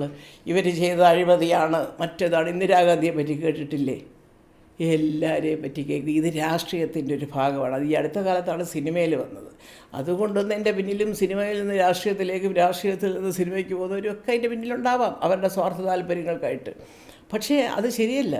നല്ലത് ചെയ്ത ഒരു നേതാവിനെ നല്ലത് ചെയ്തു എന്ന് തന്നെ പറയണം. ഇപ്പോൾ കോൺഗ്രസ്സിലായാലും കമ്മ്യൂണിസ്റ്റിലായാലും പ്രായഭേദമന്യേ മിടുക്കന്മാരെയും മിടുക്കരാണെന്ന് അംഗീകരിക്കാനുള്ള മനസ്സ് വേണം ആദ്യം. നേതാക്കന്മാർക്കായാലും ശരി, ആർക്കായാലും ശരി. മോശമാണെങ്കിൽ ശിക്ഷിക്കണം. പക്ഷേ ആ ശിക്ഷ അവനവൻ്റെ തറവാട്ടിൽ ഒതുങ്ങണം. നാട്ടുകാരുടെ മുമ്പിൽ കൊണ്ടിട്ടല്ല ചെണ്ട കൊട്ടി അടിച്ച് ഇതാക്കേണ്ടത്. ഏടാ ഇതാണല്ലോ നിങ്ങളുടെ പാർട്ടിയിൽ നിന്ന് നാട്ടുകാർ പറയരുത്. അതൊക്കെയാണ് ആദ്യം ചെയ്യേണ്ടത്. മല്ലികാമ്മ ഇൻ്റർവ്യൂസിൽ കാണാറുണ്ട്, പല ക്യാരക്ടേഴ്സായിട്ട് കാണാറുണ്ട്. അപ്പം പലപ്പോഴും നമ്മുടെ സ്വഭാവങ്ങൾ നമ്മുടെ പല ക്യാരക്ടേഴ്സിലും വരുമല്ലോ. എന്നെ സംബന്ധിച്ച് ഒരുപാട് സിനിമകൾ കണ്ടിട്ടും ബ്രോ ഡാഡിയിലെ അമ്മമ്മയുണ്ടല്ലോ. അപ്പോൾ എൻ്റെ മനസ്സിൽ മല്ലികാമ്മ എന്ന് പറയുമ്പോൾ ഒരു ചില്ലായിട്ടുള്ളൊരു അമ്മയാണ്. അപ്പോൾ ശരിക്കും ഇതുവരെ ചെയ്ത ക്യാരക്ടേഴ്സ് വെച്ച് നോക്കുകയാണെങ്കിൽ ഏറ്റവും അടുത്ത് നിൽക്കുന്നത് ഏതാ? അല്ല, തീർച്ചയായിട്ടും. അല്ല, ചെറുപ്പകാലത്തെ കുറച്ച് നല്ല കഥാപാത്രങ്ങൾ. എനിക്കിപ്പോൾ ഈ ജോർജ് സാർ അടക്കമുള്ളവരുടെ പടങ്ങളെല്ലാം നല്ല കഥാപാത്രങ്ങളും ശ്രദ്ധിക്കപ്പെടുന്ന. അതിനാണല്ലോ എനിക്ക് ഗവൺമെൻറ്റിൻ്റെ അവാർഡ് വരെ കിട്ടിയത്, മികച്ച 2ാമത്തെ നടി സ്വപ്നാടനം. അതല്ല, ഈ ബ്രോ ഡാഡി എന്ന് പറയുമ്പോൾ എനിക്ക് ഒരുപാട് അഭിനന്ദനങ്ങൾ നേടിത്തന്ന ഒരു ചിത്രമാണ്. അത് എന്താ സംബന്ധിച്ചാൽ ആ കഥാപാത്രം എന്ന് പറഞ്ഞാൽ ഒന്നാമത് മോഹൻലാലിൻ്റെ അമ്മയാണ്. അപ്പം തന്നെ ആൾക്കാർ ശ്രദ്ധിക്കുമല്ലോ ഈ മോഹൻലാലിൻ്റെ അമ്മ ആരാണെന്നുള്ള. ഇത്രയും വലിയൊരു നായകൻ്റെ അമ്മയാണ്. പിന്നെ വേറെന്താണെന്ന് വെച്ചാൽ എനിക്ക് വലിയൊരു അംഗീകാരം തോന്നിയത് ചില IAS ഉദ്യോഗസ്ഥന്മാരുടെയൊക്കെ സംഘടന ഒരു ഗ്രൂപ്പുണ്ട് ഇവിടെ. അതിൽ ചിലരൊക്കെ എൻ്റെ വീട്ടിലുണ്ട് ഇതുപോലൊരു ചെറിയ അമ്മച്ചി അയ്യോ ഇതുപോലെ എന്നൊക്കെ പറഞ്ഞിട്ട് ഓരോ മെസ്സേജുകൾ എനിക്ക് വരുമ്പോഴേ ഇത് പറയുന്ന ആരാണ്? ഈ കേരളത്തിലെ ഭരണചക്രം തിരിക്കുന്നതിൽ മുഖ്യമായ സഹായഹസ്തവുമായി നിൽക്കുന്ന അഭ്യസ്തവിദ്യരായ വലിയ ഉദ്യോഗസ്ഥന്മാരാണ്. അപ്പോൾ അവർ വിലയിരുത്തി ആ കഥാപാത്രം മനസ്സിൽ ഏറ്റെടുത്തു എന്നുള്ളത് പറയുമ്പോൾ നമുക്കതൊരു വലിയ അംഗീകാരമാണ്, അല്ലേ? അപ്പോൾ എനിക്ക് ഭയങ്കര സന്തോഷം തോന്നി. അപ്പോൾ ഇത് എൻ്റെ അമ്മച്ചി എന്നൊക്കെ പറഞ്ഞ് ഇങ്ങനെയൊക്കെ എഴുതുമ്പോൾ നമുക്കൊരു സന്തോഷം അത് കേൾക്കാൻ. അപ്പോൾ അങ്ങനെ ഈ കഥാപാത്രം ചെയ്യുന്നതിന് മുമ്പ് ഞാൻ ജൂഡിൻ്റെ ഒരു സാറാസ് എന്നൊരു പടം ചെയ്തു. അപ്പോൾ അത് അഭിനയിക്കുമ്പോഴും അതെ, ബെന്നിയുടെ മോള് എൻ്റെ ആ കുട്ടികളൊക്കെ ആയിരുന്നു നമ്മുടെ. അപ്പോൾ അന്നേരം അതെ അപ്പോൾ ഞാനത് ചെയ്ത് കഴിഞ്ഞപ്പം ഇതുപോലെ ആ അമ്മച്ചിയെ കണ്ടിട്ട് മോഹൻലാലും ആൻ്റണിയും എല്ലാം ഈ പറഞ്ഞതുപോലെ മകനടക്കമുള്ളവർക്ക് അമ്മയ്ക്കൊരു സർപ്രൈസ് ഉണ്ടെന്നൊക്കെ പറയുകയും ഞാൻ എന്തോ ആദ്യം ചോദിച്ചപ്പോൾ മോൻ ആദ്യം വരുന്നു, പിന്നെ പുറകെ ആൻ്റണി ഫോൺ ചെയ്യുന്നു, പിന്നെ പുറകെ ലാലും സംസാരിച്ചു. അപ്പോൾ എനിക്ക് പെട്ടെന്ന് എനിക്കങ്ങോട്ട് വിശ്വസിക്കാൻ പറ്റിയില്ല. എന്താണ് ഞാനങ്ങനെ ഓടി നടന്നൊരു സിനിമയ്ക്ക് വേണ്ടിയിട്ടൊരു അവസരം ചോദിച്ച്, കാരണം അത് അങ്ങനെ അത്രയ്ക്കുള്ളൊരു നായികയായിട്ടൊന്നും വന്ന ഒരാളല്ലല്ലോ ഞാൻ. അപ്പം ഇപ്പോഴത്തെ കുട്ടികൾക്കൊക്കെ എന്ന് പറഞ്ഞാൽ കയറുമ്പോഴേ നായികയായിട്ട് അഭിനയിക്കും. ഞങ്ങളൊക്കെ എന്ന് പറഞ്ഞാൽ കയറുമ്പോഴേ ഈ ക്യാരക്ടർ റോൾസാണ് കൂടുതൽ എനിക്കൊക്കെ കിട്ടിയിരിക്കുന്നത്. അപ്പോൾ എൻ്റെ ഒരു വിചാരം അത്തരം ക്യാരക്ടർ റോളുകൾക്ക് എന്നുള്ളതല്ലാതെ നമ്മളങ്ങ് അന്നും ഒരു നായിക എന്നാൽ പോലും ചിലടത്തൊക്കെ കമലഹാസൻ്റെ കൂടെ നസീർ സാറിൻ്റെ കൂടെയൊക്കെ അങ്ങനെ ഒരു പഴയ കാമുകി അങ്ങനെയൊക്കെ നമ്മൾ അഭിനയിച്ചിട്ടുണ്ട്. പക്ഷേ ആ ചിന്ത വന്നിട്ടില്ല. എനിക്കത് വളരെ സത്യസന്ധമായിട്ട് പറയാം. സംവിധായകർക്കറിയാം, അന്നത്തെ സംവിധായകർക്കെല്ലാം അറിയാതെ. അപ്പോൾ അങ്ങനെ ഇതിന് വന്ന് വിളിച്ചപ്പോൾ എന്താണെന്ന് ചോദിച്ചപ്പോൾ പെട്ടെന്ന് പറഞ്ഞു ലാലേട്ടൻ്റെ അമ്മയായിട്ട്. അപ്പോൾ അത് കേട്ടപ്പോൾ എനിക്കങ്ങ് സന്തോഷമായി. കാരണം വെച്ചാൽ ലാലേട്ടനും മോനും അപ്പോൾ ഈ പറഞ്ഞ രണ്ടുപേരും ഒരു കുടുംബത്തിലുള്ളതാണല്ലോ, മകൻ്റെ മകനും ഒക്കെ ആയിട്ട്. അപ്പം ഞാനത് സന്തോഷമായി. അപ്പോൾ ഞാൻ പറഞ്ഞു ഒന്നാമത്തെ കാര്യം എന്താണെന്ന് വെച്ചാൽ ഞാൻ ഒരുപാട് ഇൻ്റർവ്യൂവിൽ പറഞ്ഞിട്ടുണ്ട്, അതിന് കൂടുതൽ വിശദീകരിക്കേണ്ട കാര്യമില്ല. മോഹൻലാലും അദ്ദേഹത്തിൻ്റെ അമ്മ, അച്ഛൻ, സഹോദരൻ ഞാൻ ഒന്നിച്ച് പഠിച്ചതും കൂടെയാണ്. ലാലു ജൂനിയറാണ്. അപ്പോൾ എന്തായാലും ആ ഒരു ബന്ധം എനിക്കുണ്ട്. അപ്പോൾ ഞാൻ എന്നിട്ട് പോലും ഞാൻ മോഹൻലാലിനെ കാണുമ്പോൾ ചോദിച്ചു നോക്കിയുള്ളൂ, ഞാൻ ഇതുവരെ പറഞ്ഞിട്ടില്ലല്ലോ മോഹൻലാലേ മോൻ്റെ കൂടെ എനിക്കൊരു പടത്തിൽ അഭിനയിക്കണം എന്ന് ഞാൻ പറഞ്ഞിട്ടേ ഇല്ല. കാരണം എനിക്കറിയാം സിനിമയുടെ പ്രായോഗിക ബുദ്ധിമുട്ടുകൾ എനിക്കറിയാം. ഒരു പറയുന്ന പോലെ നായകൻ അങ്ങോട്ട് വിചാരിച്ചോണ്ടേ എല്ലാ നായികമാരെയും കൂടെ അഭിനയം അതൊക്കെ വെറുതെയാണ്. കാരണം ഒരു പ്രൊഡ്യൂസർ ഒരു പടത്തിൻ്റെ ബജറ്റ് ഇടുമ്പോൾ ഈ ക്യാരക്ടറിന് ഇന്ന കുട്ടി നന്നായിരിക്കും, അത് അവരുടെ റെമ്യൂണറേഷൻ ഇത്ര, ഇങ്ങനെയാണല്ലോ തുടക്കം മുതൽ ഇങ്ങോട്ട് നമ്മൾ എഴുതി തുടങ്ങുന്ന ആൾ മുതൽ ദക്ഷിണ കൊടുത്ത് ഇങ്ങനെയൊക്കെ വരുമ്പോഴത്തേക്കും പല ലിമിറ്റേഷൻസ് ഉണ്ട്. അപ്പോൾ പൈസയുടെ കാര്യമല്ല ഞാൻ പറയുന്നത്. അപ്പോൾ അങ്ങനെ വരുമ്പോൾ അത് ഈ കഥാപാത്രം കുറച്ചുകൂടെ ഒരു വയസ്സായാലും എനിക്ക് 1-2 നല്ല കഥാപാത്രങ്ങൾ ഇപ്പോഴല്ല, ഒരു 8-9 കൊല്ലം മുമ്പ് വന്നതാണ്, 10 കൊല്ലമായി കാണും. എന്നിട്ട് ചേച്ചിയുടെ കുറച്ചും കൂടെ ഒരു ചുളിവും ചുക്കൊക്കെ വരണം, കുറച്ചും കൂടെ വയസ്സാക്കി ചേച്ചി കറക്റ്റായിരുന്നു. ഞാൻ പറഞ്ഞു അത് മേക്കപ്പ് ചെയ്തുകൂടെ, ഇതൊക്കെ അന്ന് ഞാൻ ചോദിച്ചിട്ടുണ്ട് ഈ റോളാ എന്തോന്ന് അറിഞ്ഞപ്പോഴും. അപ്പോൾ ഞാൻ ഞാൻ വെറുതെ ചോദിച്ചാൽ അവനെ ചിലപ്പോൾ ശരിയായിരിക്കാം, എന്നെക്കാട്ടിൽ ആ ലുക്കിൽ ഒരുപാട് കഥാപാത്രങ്ങൾ ചെയ്തിട്ടുള്ളവരുണ്ടെന്ന് അന്ന്. ഞാൻ സാരമില്ല, അത് ചേച്ചി ചെയ്യട്ടെ എന്നൊക്കെ പറഞ്ഞ് നമ്മളങ്ങനെ വേറെ കൊണ്ടല്ല, ഒരു പക്ഷേ ജനം അക്സെപ്റ്റ് ചെയ്യാൻ സാധ്യത ആ കലാകാരി ആയിരിക്കും എന്നൊരു തോന്നൽ അവർക്ക് വന്നാൽ നമ്മളത് സമ്മതിച്ചു കൊടുക്കുക, എന്താ തെറ്റ്, അത് കുഴപ്പമൊന്നുമില്ലല്ലോ. അപ്പോൾ അങ്ങനെ ബ്രോഡാഡിക്ക് വന്നപ്പോൾ എനിക്കങ്ങ് സന്തോഷം. ഞാൻ പറഞ്ഞു ലാലുവിൻ്റെ അമ്മയുടെയോ ഞാൻ ചെയ്യാൻ മോനെ എന്ന് പറഞ്ഞു. അപ്പോൾ ഇത് ഓൾറെഡി ലാലുവും ആൻ്റണിയും ഒക്കെ സംസാരിച്ച് തീരുമാനിച്ചിട്ടാണ് മോൻ എൻ്റെ അടുത്ത് പറയുന്നത് തന്നെ. അപ്പോൾ മോൻ അവിടെ ഇരിക്കുമ്പോൾ തന്നെ ആൻ്റണിയും സംസാരിച്ചു, മോഹൻലാലും സംസാരിച്ചു, വലിയ സന്തോഷമായി പോയി. പക്ഷെ ഞാൻ ചെയ്ത് കഴിഞ്ഞപ്പോൾ അങ്ങ് ആദ്യം മുതൽ അവസാനം വരുന്ന വരെ അമ്മമാർക്ക് വരേണ്ട കാര്യമില്ലല്ലോ. എന്നാലും ഈ ലാലുവും പിന്നെ മോനും തമ്മിലുള്ള കളികളും പിന്നെ ഇതിൻ്റെ ഇടയ്ക്ക് മോഹൻലാലിൻ്റെ വീട്ടിലെ നല്ല രസകരമായ സംഭവങ്ങളും ഇതിൻ്റെ ഇടയിൽ കൂടി ഈ അമ്മച്ചി ഒരു ശ്രദ്ധിക്കപ്പെടുന്ന കഥാപാത്രമായിട്ട് മാറി എന്നുള്ളതാണ്. പ്രത്യേകിച്ച് ഇപ്പോഴും എല്ലാവരും പറയുന്നത് എനിക്ക് കാല് വയ്യാത്തപ്പോൾ ഒരു കുഴമ്പിടുന്ന ഒരു രംഗമുണ്ടല്ലോ. അപ്പോൾ ഞാൻ എൻ്റെ മോനോട് ചോദിക്കും, ഞാനിതെല്ലാം മനസ്സിലാക്കി ഭാര്യ ഗർഭിണിയാണെന്നൊക്കെ. അപ്പോൾ ഏത് പാർലറിലാടാ പോകുന്നത് ചോദിക്കുന്നത്, എത്ര മാസമായിടാന്ന് ചോദിക്കുമ്പോൾ മോഹൻലാലിൻ്റെ ഒരു ആക്ഷൻ ഉണ്ട്. അയ്യോ ഞാൻ വരെ ചിരിച്ചു പോയി. ഈ 2 പറയാൻ പഠിച്ചിട്ട് ഇങ്ങനെ വിരലൊക്കെ ഒടിച്ച് കൊണ്ടുവന്നിട്ട് ഇങ്ങനെയൊക്കെ കാണിച്ച് അതൊക്കെ അദ്ദേഹത്തിൻ്റെ കയ്യിൽ നിന്നാണ് കേട്ടോ. അപ്പോൾ അതൊക്കെ ഇന്നും ആൾക്കാർ എഴുതാറുണ്ട് ഈ ടി വിയിലൊക്കെ. ഈ പടം അയ്യോ എൻ്റെ ചേച്ചി ആ സീൻ കണ്ടിട്ട് സത്യം പറഞ്ഞാൽ ഇതുപോലെ ഞങ്ങൾക്കൊക്കെ ഉണ്ടോ ഓരോ അമ്മച്ചിമാർ എല്ലാം കണ്ടുപിടിക്കുമെന്നൊക്കെ പറഞ്ഞ് അതൊരു വളരെ ഹോംലി ആയിട്ട് ഒരു ക്യാരക്ടർ അവർ പലരുമായിട്ടും ആ കഥാപാത്രമായിട്ട് താതാത്മ്യം പ്രാപിക്കുന്നു എന്ന് പറഞ്ഞിട്ട് ഓരോരുത്തരുടെ കാര്യങ്ങൾ എഴുതുമ്പോൾ അതൊരു എന്ന് പറഞ്ഞാൽ ഇതുവരെയുള്ള കഥാപാത്രങ്ങളെ വെച്ച് നോക്കുമ്പോൾ 2ാമത് സിനിമയിൽ വന്നപ്പോൾ ശേഷം എനിക്കൊരു പക്ഷേ കിട്ടിയ 2 നല്ല കഥാപാത്രം, ഒന്ന് ബ്രോഡാഡി, സെക്കൻഡ് നോക്കുകയാണെങ്കിൽ ജൂഡിൻ്റെ പടം. അത് 2 നല്ല കഥാപാത്രങ്ങൾ, 2 തരം അമ്മച്ചിമാരാണ്. പിന്നെ അതുപോലെ ആൾക്കാർ അക്സെപ്റ്റ് ചെയ്തൊരു കഥാപാത്രമുണ്ട്, ലവ് ആക്ഷൻ ഡ്രാമ, നമ്മുടെ നിവിൻ്റെ അമ്മയായിട്ട്. അത് ഈ പറഞ്ഞ കൊച്ചു കുട്ടികളൊക്കെ ആയതുകൊണ്ട് ഒരു രസമായിരുന്നു എനിക്ക്. അപ്പോൾ ഒരു നല്ല കെമിസ്ട്രി ആയിരുന്നു. ഞാൻ എപ്പോഴും പറഞ്ഞൊരു പടമാണ് ധ്യാൻ്റെ ആ പടം, ലവ് ആക്ഷൻ ഡ്രാമ. അത് ഈ നിവിൻ്റെ തുള്ളലും ചാട്ടലും ഒക്കെ കണ്ടിട്ട് എല്ലാം മനസ്സിലാക്കുന്നത്. എനിക്കത് അഭിനയിക്കുമ്പോൾ എൻ്റെ മക്കളെ ഓർമ്മ വന്നത്. ഇങ്ങനെ വളച്ചൊടിച്ച് വേറെ വഴി കൂടെ ഒക്കെ വന്ന് കാര്യം പറയുന്ന ഒരു സ്വഭാവം 2 മക്കൾക്കും ഉണ്ട്. അപ്പോൾ തുടക്കമേ നമുക്കറിയാമല്ലോ ഇത് അവിടെ ചെന്ന് അവസാനിക്കുമെന്നുള്ളത്. ഈ ശ്രീനിവാസൻ സാറ്, വിനീത് ശ്രീനിവാസൻ വന്നിട്ട് എനിക്കൊരു കുട്ടി ഇഷ്ടമാണെന്ന് പറഞ്ഞപ്പോൾ പേര് വരെ ചോദിച്ചു, ഇന്ന കൊച്ചല്ലേ നീ വന്നപ്പോൾ അല്ല. അപ്പോൾ ഇതുപോലെ ഈ 2 പേരും അങ്ങനെയാണല്ലോ വന്ന് പറയുന്നത്. അപ്പോൾ പിടിക്കുമായിരുന്നോ പറയുമായിരുന്നോ? അല്ല, ഈ ചില ഈ പാട്ട് പാടലുകളും അത് ഞാൻ പറഞ്ഞിട്ടുണ്ട്. ഒരു സെറ്റ് വന്നിട്ട് ഭയങ്കര പാട്ട് എന്തരൻ, ഞാൻ ചേച്ചി ഇവരെന്ത് ഇങ്ങനെ നിർത്താതെ പാടും, ഓരോ ഹിന്ദി മലയാളം. അപ്പോൾ വരുന്നത് അമ്മയെ വിളിച്ചുകൊണ്ട് പോകാനാണ്. 7 മണി വരെയൊക്കെ ഞാൻ നിൽക്കുകയുള്ളൂ. അപ്പോൾ കാർ വിടുന്നത് അദ്ദേഹം ഡ്രൈവിംഗ് ഒക്കെ പഠിച്ചാൽ കുറച്ച് കഴിയുമ്പോഴാണ് ഈ പാട്ട് എനിക്ക് വേണ്ടിയല്ല, സെറ്റിൽ ആർക്കും വേണ്ടിയല്ല എന്നൊക്കെ. അപ്പോൾ ഞാൻ ഡയറക്ടർ ഒന്ന് കെ രാജീവ് പെയ്തൊഴിയാതെ എന്ന് പറഞ്ഞാൽ, അപ്പം ഞാനതൊരു ആദ്യമായിട്ട് എന്നെ സീരിയലിൽ തിരിച്ചു കൊണ്ടിരുന്നത് കെ രാജീവ്. എന്നും അദ്ദേഹത്തിനോട് നന്ദിയുണ്ട് എനിക്ക്. കാരണം അതിലേക്ക് പറഞ്ഞ കാരണങ്ങളും മക്കളത് പറഞ്ഞതൊക്കെ ശരിയല്ലേ. കണ്ടോ, ജയഭാരതി ആൻറ്റി ആദ്യമായിട്ട് സീരിയലിൽ വരുന്നു, തിലകനങ്ങൾ ആദ്യമായിട്ട് സീരിയലിൽ വരുന്നു. അമ്മയ്ക്ക് ശരിക്കും അമ്മ ആരോടൊക്കെ വർക്ക് ചെയ്തോ അവരൊക്കെ തന്നെയല്ലേ. അപ്പോൾ അമ്മയ്ക്കൊരു ചേഞ്ചാണെന്ന് പറഞ്ഞാൽ മക്കളൊക്കെ സത്യം പറഞ്ഞാൽ നന്നായി. അങ്ങനെ പോയി ഞങ്ങൾക്ക് ഏതാണ്ട് മദ്രാസിലെ ഏതാണ്ട് ഒരു സെറ്റിലിരിക്കുന്നൊരു ഫീലായിരുന്നു ആദ്യം. കാരണം ഈ ഭാരതി വലിയതായില്ലേ. അപ്പോൾ അങ്ങനെ വന്നപ്പോൾ ഞാൻ രാജീവിനെ വിളിച്ചു, രാജീവല്ല പുറക്കിയത് ഇന്ദ്രൻ്റെ പാട്ട് കച്ചേരിയോ. അപ്പോൾ രാജീവ് ചിരിച്ചു, പാടട്ടെ ചേച്ചി പാടാൻ നല്ല കഴിവുള്ള. രാജീവിനെ ആരും ദ്രോഹിക്കുന്ന ഒരു വർത്താനം പറഞ്ഞില്ലല്ലോ. അങ്ങനെ ഒടുക്ക എനിക്ക് ഈ പാട്ട് കഴിഞ്ഞ് ഒരു ദിവസം ഭക്ഷണം കഴിക്കാൻ വന്നു. അന്ന് മായാമൗഷമിയും പൂർണ്ണിമയാണ് അതിലെ 2 നായികമാർ. വന്നു. അപ്പോൾ ഭക്ഷണ കഴിപ്പിൻ്റെ ഇടയിലും തമാശ, പാട്ട്, അപ്പോൾ ഇതൊക്കെ ഞാൻ കാണുന്നുണ്ട്. ചെറിയ ട്രാക്ക് വേറെയാണല്ലോ എന്ന് എനിക്ക് തോന്നിയെങ്കിലും ചോദിച്ചില്ല. ഒടുക്ക ഒരു ദിവസം പൂർണ്ണയില്ലാത്തപ്പോൾ ഞാൻ ചോദിച്ചു, അല്ല ആ കുട്ടി ഇപ്പോൾ പല പ്രാവശ്യമായിട്ട് ഇവിടെ വരുന്നു, ഇതിൻ്റെ വലിയ എന്താ വേറെ വല്ലതും ഉണ്ടോ അപ്പം ചോദിച്ചത്. അപ്പോൾ ഞാൻ പറയാമെന്ന്. അപ്പോൾ ഇല്ലയെന്നല്ല അവൻ ഉത്തരം പറഞ്ഞു, ഞാൻ പറയാമേ, ഞാൻ പറയാം. ഞാൻ പറയാമെന്നോ. പിന്നെ കുറച്ച് കഴിഞ്ഞ് പറഞ്ഞു, അല്ല പഠിക്കുന്നേ ഉള്ളൂ, ഞാനും അത് എൻജിനീയറിങ് ഫൈനൽ ഇയറാണ്, അപ്പോൾ ഈ പറഞ്ഞ നല്ല കുട്ടിയാണ്, മിടുക്കിയാണ്, അങ്ങനെയാണ് ഇങ്ങനെയാണെന്നൊക്കെ പറഞ്ഞു. അപ്പം ഞാൻ ആയിക്കോട്ടെ, ഏതായാലും എൻജിനീയറിങ് ഡിഗ്രി എടുക്കുന്നത്. അപ്പോൾ ഇതിൻ്റെ ഇടയ്ക്കൊരു വേല, ഇന്ദ്രനും പൂർണ്ണിമയും രണ്ടുപേരും കൂടെ, പൂർണ്ണിമയുടെ അവിടെ എല്ലാവരും 19ാമത്തെ വയസ്സിൽ കെട്ടിപ്പോകുന്നത്. അപ്പോൾ ഞാൻ ഇത്തരം പറഞ്ഞു തമാശ, മക്കളെ നമ്മുടെ വീട്ടിൽ എല്ലാവരും ഡിഗ്രി എടുക്കാതെ കെട്ടത്തില്ലെന്നൊന്ന് പറഞ്ഞു. അമ്മ പറഞ്ഞത് എന്നൊക്കെ ഞാനും തമാശ പറഞ്ഞു.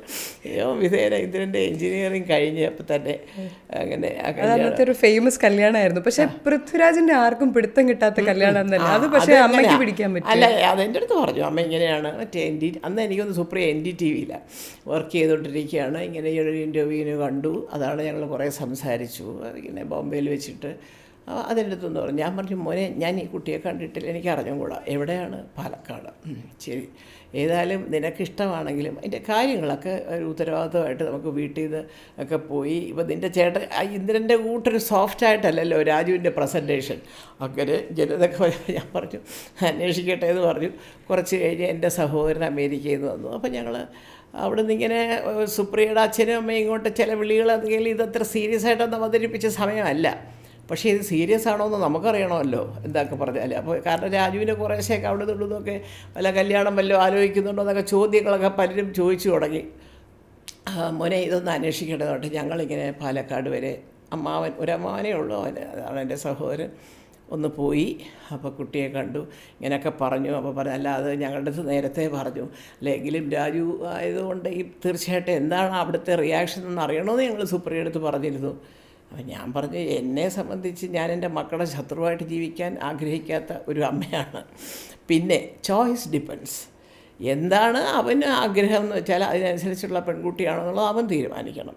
നാളെ വന്നിട്ട് ഞാൻ പറഞ്ഞിട്ട് കേട്ടില്ലമ്മേ ഞങ്ങൾ പിണങ്ങിയമ്മേ ഇങ്ങനെയൊന്നും കള്ള കഥയൊന്നും കേൾക്കാൻ ഞാൻ കൂടെ നിൽക്കത്തില്ല. അതേ പറഞ്ഞിട്ടുണ്ടേ, നിങ്ങൾ നല്ലൊരു ജീവിതം ഉണ്ടാക്കിയെടുത്ത് നിങ്ങളായി നിങ്ങളുടെ കുഞ്ഞുങ്ങളായി അമ്മ എപ്പോഴും കാണും, എന്ത് കാര്യത്തിൽ വിളിച്ചാലും അമ്മ നിങ്ങളുടെ കൂടെ ഉണ്ട്, അത്രയും ഞാൻ ഉറപ്പ് തരാം എന്നല്ലാതെ എന്ന് പറഞ്ഞിട്ട് എല്ലാം കാര്യം അങ്ങനെ ഈ നടത്തുമ്പോൾ ഈ ആദ്യം കല്യാണത്തിൻ്റെ ചടങ്ങ് നടത്തുമ്പോൾ ആ രീതിയിൽ മതി എന്നുള്ളത് സുപ്രിയയുടെ ഒരു വീട്ടുകാരുടെ താല്പര്യമായിരുന്നു. കാരണം അവർ സുപ്രിയയുടെ അച്ഛൻ്റെ അമ്മ, അമ്മയുടെ അമ്മ, അമ്മയുടെ വയസ്സായ ഒരു 3-4 പേരുണ്ടായിരുന്നു, 1-2 പേര് വീൽ ചെയറും ഒക്കെ ആയിരുന്നു. അപ്പോൾ ആ ഒരു താലികെട്ടൽ ചടങ്ങ് മാത്രം നമുക്കവിടെ ഒരു സ്ഥലത്ത് നടത്തി. അപ്പോൾ കുറച്ച് പേരേ ഉണ്ടായിരുന്നുള്ളൂ. കാരണം വളരെ അടുത്ത ഈ വയസ്സായ അമ്മമാരും അപ്പൂപ്പന്മാരും വലിയമ്മമാരും ഒക്കെ ആയിട്ടൊരു 10-50 പേര്. അത് കഴിഞ്ഞ പക്ഷേ ഞങ്ങൾ മെറിഡിയനിൽ, അപ്പോൾ ആ കല്യാണം നടക്കുന്നു എന്നുള്ളതേ എങ്ങനെയൊക്കെയോ ഈ ന്യൂസ് പുറത്ത് പോയി. വലിയ രഹസ്യമായിട്ട് അതൊക്കെ പറഞ്ഞ് കല്യാണം നടത്തി ഇങ്ങോട്ടിറങ്ങിയപ്പോൾ കാണാം ഒരു 10 കാറിൽ മീഡിയ മുമ്പിൽ. പിന്നെ ആര് സംസാരിക്കാനേ ഇവരോട്?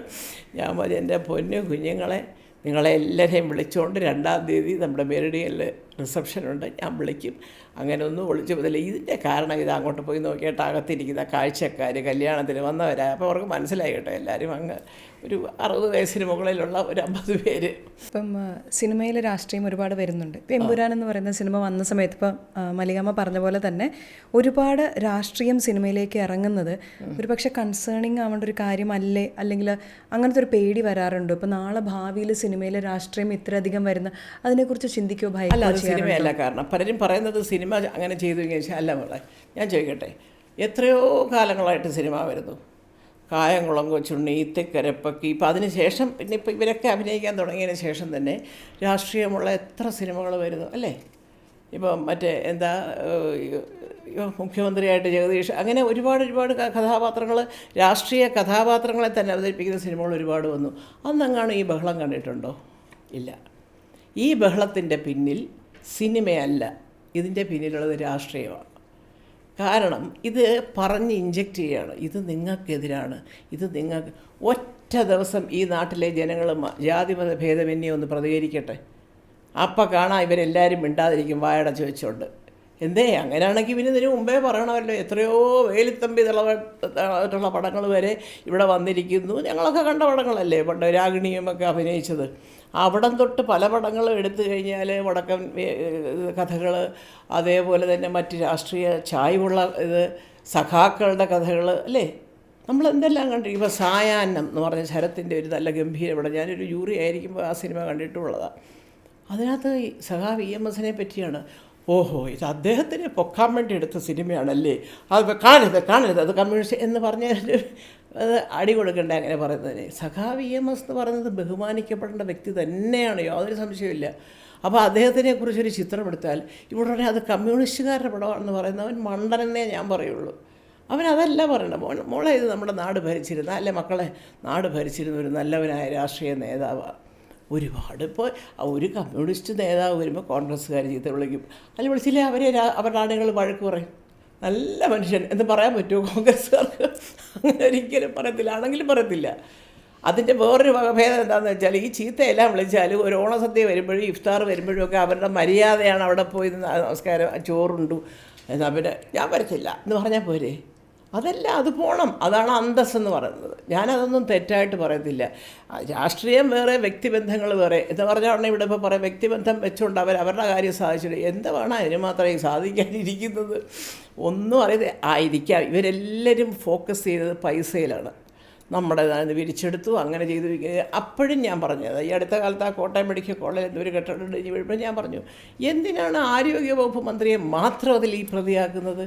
ഇത് പഴയതാണ്, ഇത് ഉപയോഗിക്കാനൊക്കത്തില്ല, മാഡം എന്തെല്ലാം പറഞ്ഞാലും ശരി, ഇത് തുറന്നു കഴിഞ്ഞാൽ അതിനകത്ത് കയറി ഇരുന്നാൽ ഇടിഞ്ഞ് വീഴും എന്ന് നോക്കാനാണ് ശമ്പളം കൊടുത്ത് അവിടെ ഒരുപാട് ഉദ്യോഗസ്ഥരുള്ളത്. അതുകൊണ്ടാണ് ഒരു നല്ല ഉദ്യോഗസ്ഥനെ നമ്മൾ കണ്ടത്, ഡോക്ടർ ഹാരിസ് മെഡിക്കൽ കോളേജിൽ. അദ്ദേഹം എല്ലാം പറഞ്ഞു, ഇവിടുത്തെ ഉപകരണങ്ങൾ ശരിയാക്കണം, ഇന്നത് വാങ്ങിക്കണം. അത് പറയുമ്പോൾ ഒരു ബഹളം ഉണ്ടാകും, സർക്കാരിന് നാണക്കേടായി. ഒന്നുമല്ല, ഇപ്പോൾ എല്ലാം വാങ്ങിച്ചു കൊടുത്തല്ലോ എല്ലാവരും. അപ്പോൾ അത്രയേ ഉള്ളൂ കാര്യങ്ങൾ. ഇപ്പോൾ ഇല്ലായ്മകളൊക്കെ നമ്മൾ ചൂണ്ടിക്കാണിക്കാനായിട്ട് സർക്കാർ ശമ്പളം കൊടുത്ത ആൾക്കാരെ വയ്ക്കുമ്പോൾ അവരുടെ ചുമതലയാണ്. അവരെ എല്ലാം മാറ്റി നിർത്തി കാരണം അവർ പിന്നെ അവിടെ ഇരിക്കുന്നവരാണ്, അവരെ കൊണ്ട് ആവശ്യം കാണും. 5 വർഷം കഴിയുമ്പോൾ ഇനി ആര് ഭരിക്കുമെന്നുള്ള സംശയം കൊണ്ടാണ് ഈ ഭരിക്കുന്നവരെ തെറി വിളിക്കുന്നത്. അതിലൊന്നും യാതൊരു കാര്യമില്ല. അതിനോട് എനിക്ക് എതിർപ്പുണ്ട്, ആര് ഭരിച്ചാലും. പക്ഷേ എന്ന് വിചാരിച്ച് ഭരിക്കുന്നവരെന്തും തന്നെ ഇഷ്ടം കാണിക്കരുത്, പാർട്ടി മാത്രം. അതിൻ്റെ ഏറ്റവും ഞാൻ ബഹുമാനിക്കുന്ന ഒരാളാണ് ശ്രീ കെ കരുണാകരൻ. ഇടതുപക്ഷ ചിന്താഗതിക്കാരനായ സുകുമാരനെ KSFDC ചെയർമാനാക്കിയപ്പോൾ ഭയങ്കര എതിർപ്പായിരുന്നു. എതിർപ്പെന്ന് പറഞ്ഞാൽ അങ്ങനെയല്ല, ഇതുപോലത്തെ എതിർപ്പുള്ളതല്ല സാറേ, അത് നമ്മുടെ ഒക്കെ ഒരു പാർട്ടിയിലൊക്കെ വിശ്വസിക്കുന്ന ഒരാൾ.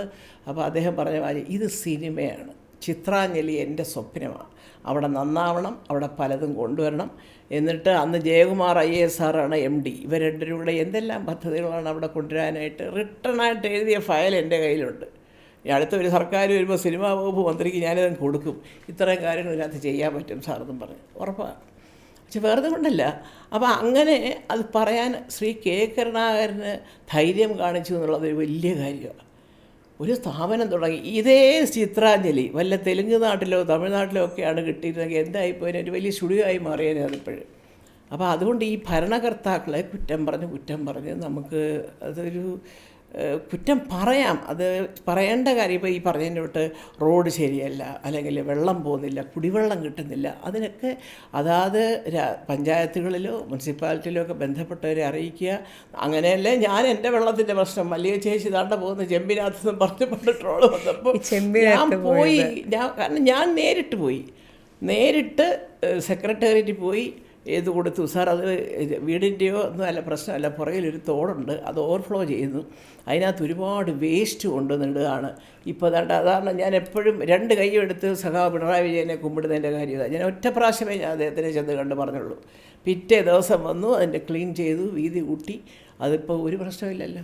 ഇപ്പം മല്ലികാമ്മ പ്രതികരിക്കുന്ന സമയത്ത്, അല്ലെങ്കിൽ ഇങ്ങനത്തെ ഇപ്പോൾ ചെമ്പിലെ കേസ്, ഇപ്പോൾ വെള്ളപ്പൊക്കത്തിൻ്റെ സമയമൊക്കെ വരുന്ന സമയത്ത് ഒരുപാട് ട്രോളുകൾ ഇറങ്ങാറുണ്ട്, പറയാറുണ്ട്. പക്ഷെ ആ സമയത്തില്ലേ, ഇപ്പം മല്ലികാമ്മ എന്ന് പറഞ്ഞാൽ കൂളാണ്, അതായത് പറയും.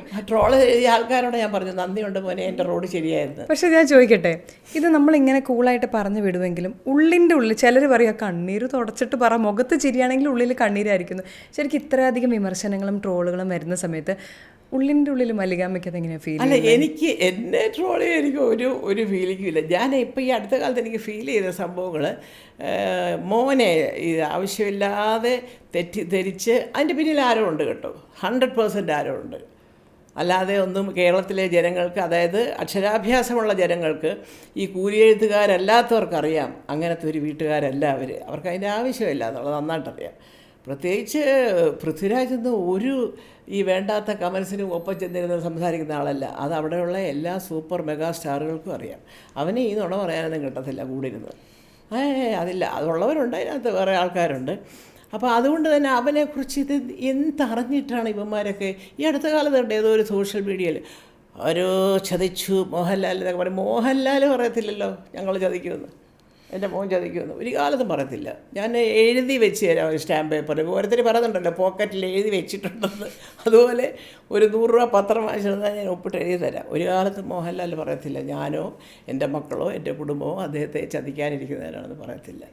ഇങ്ങനെ വന്നു കഴിയുന്ന സമയത്ത് നമ്മൾ തന്നെയാണ് പലപ്പോഴും പ്രതികരണം തന്നെയാണ്. ഇപ്പോൾ ജീവിതത്തിൻ്റെ യാത്രയിലും ഒരുപാട് കാലമായിട്ട് മല്ലികാമ്മ തന്നെയാണ് ഈവൻ ദോ സീരിയലും സിനിമയായിട്ട് ഓടി നടക്കുന്നുണ്ടെങ്കിലും മക്കൾക്ക് അവരവരുടേതാകുന്ന കുടുംബങ്ങളായി കഴിഞ്ഞെങ്കിലും.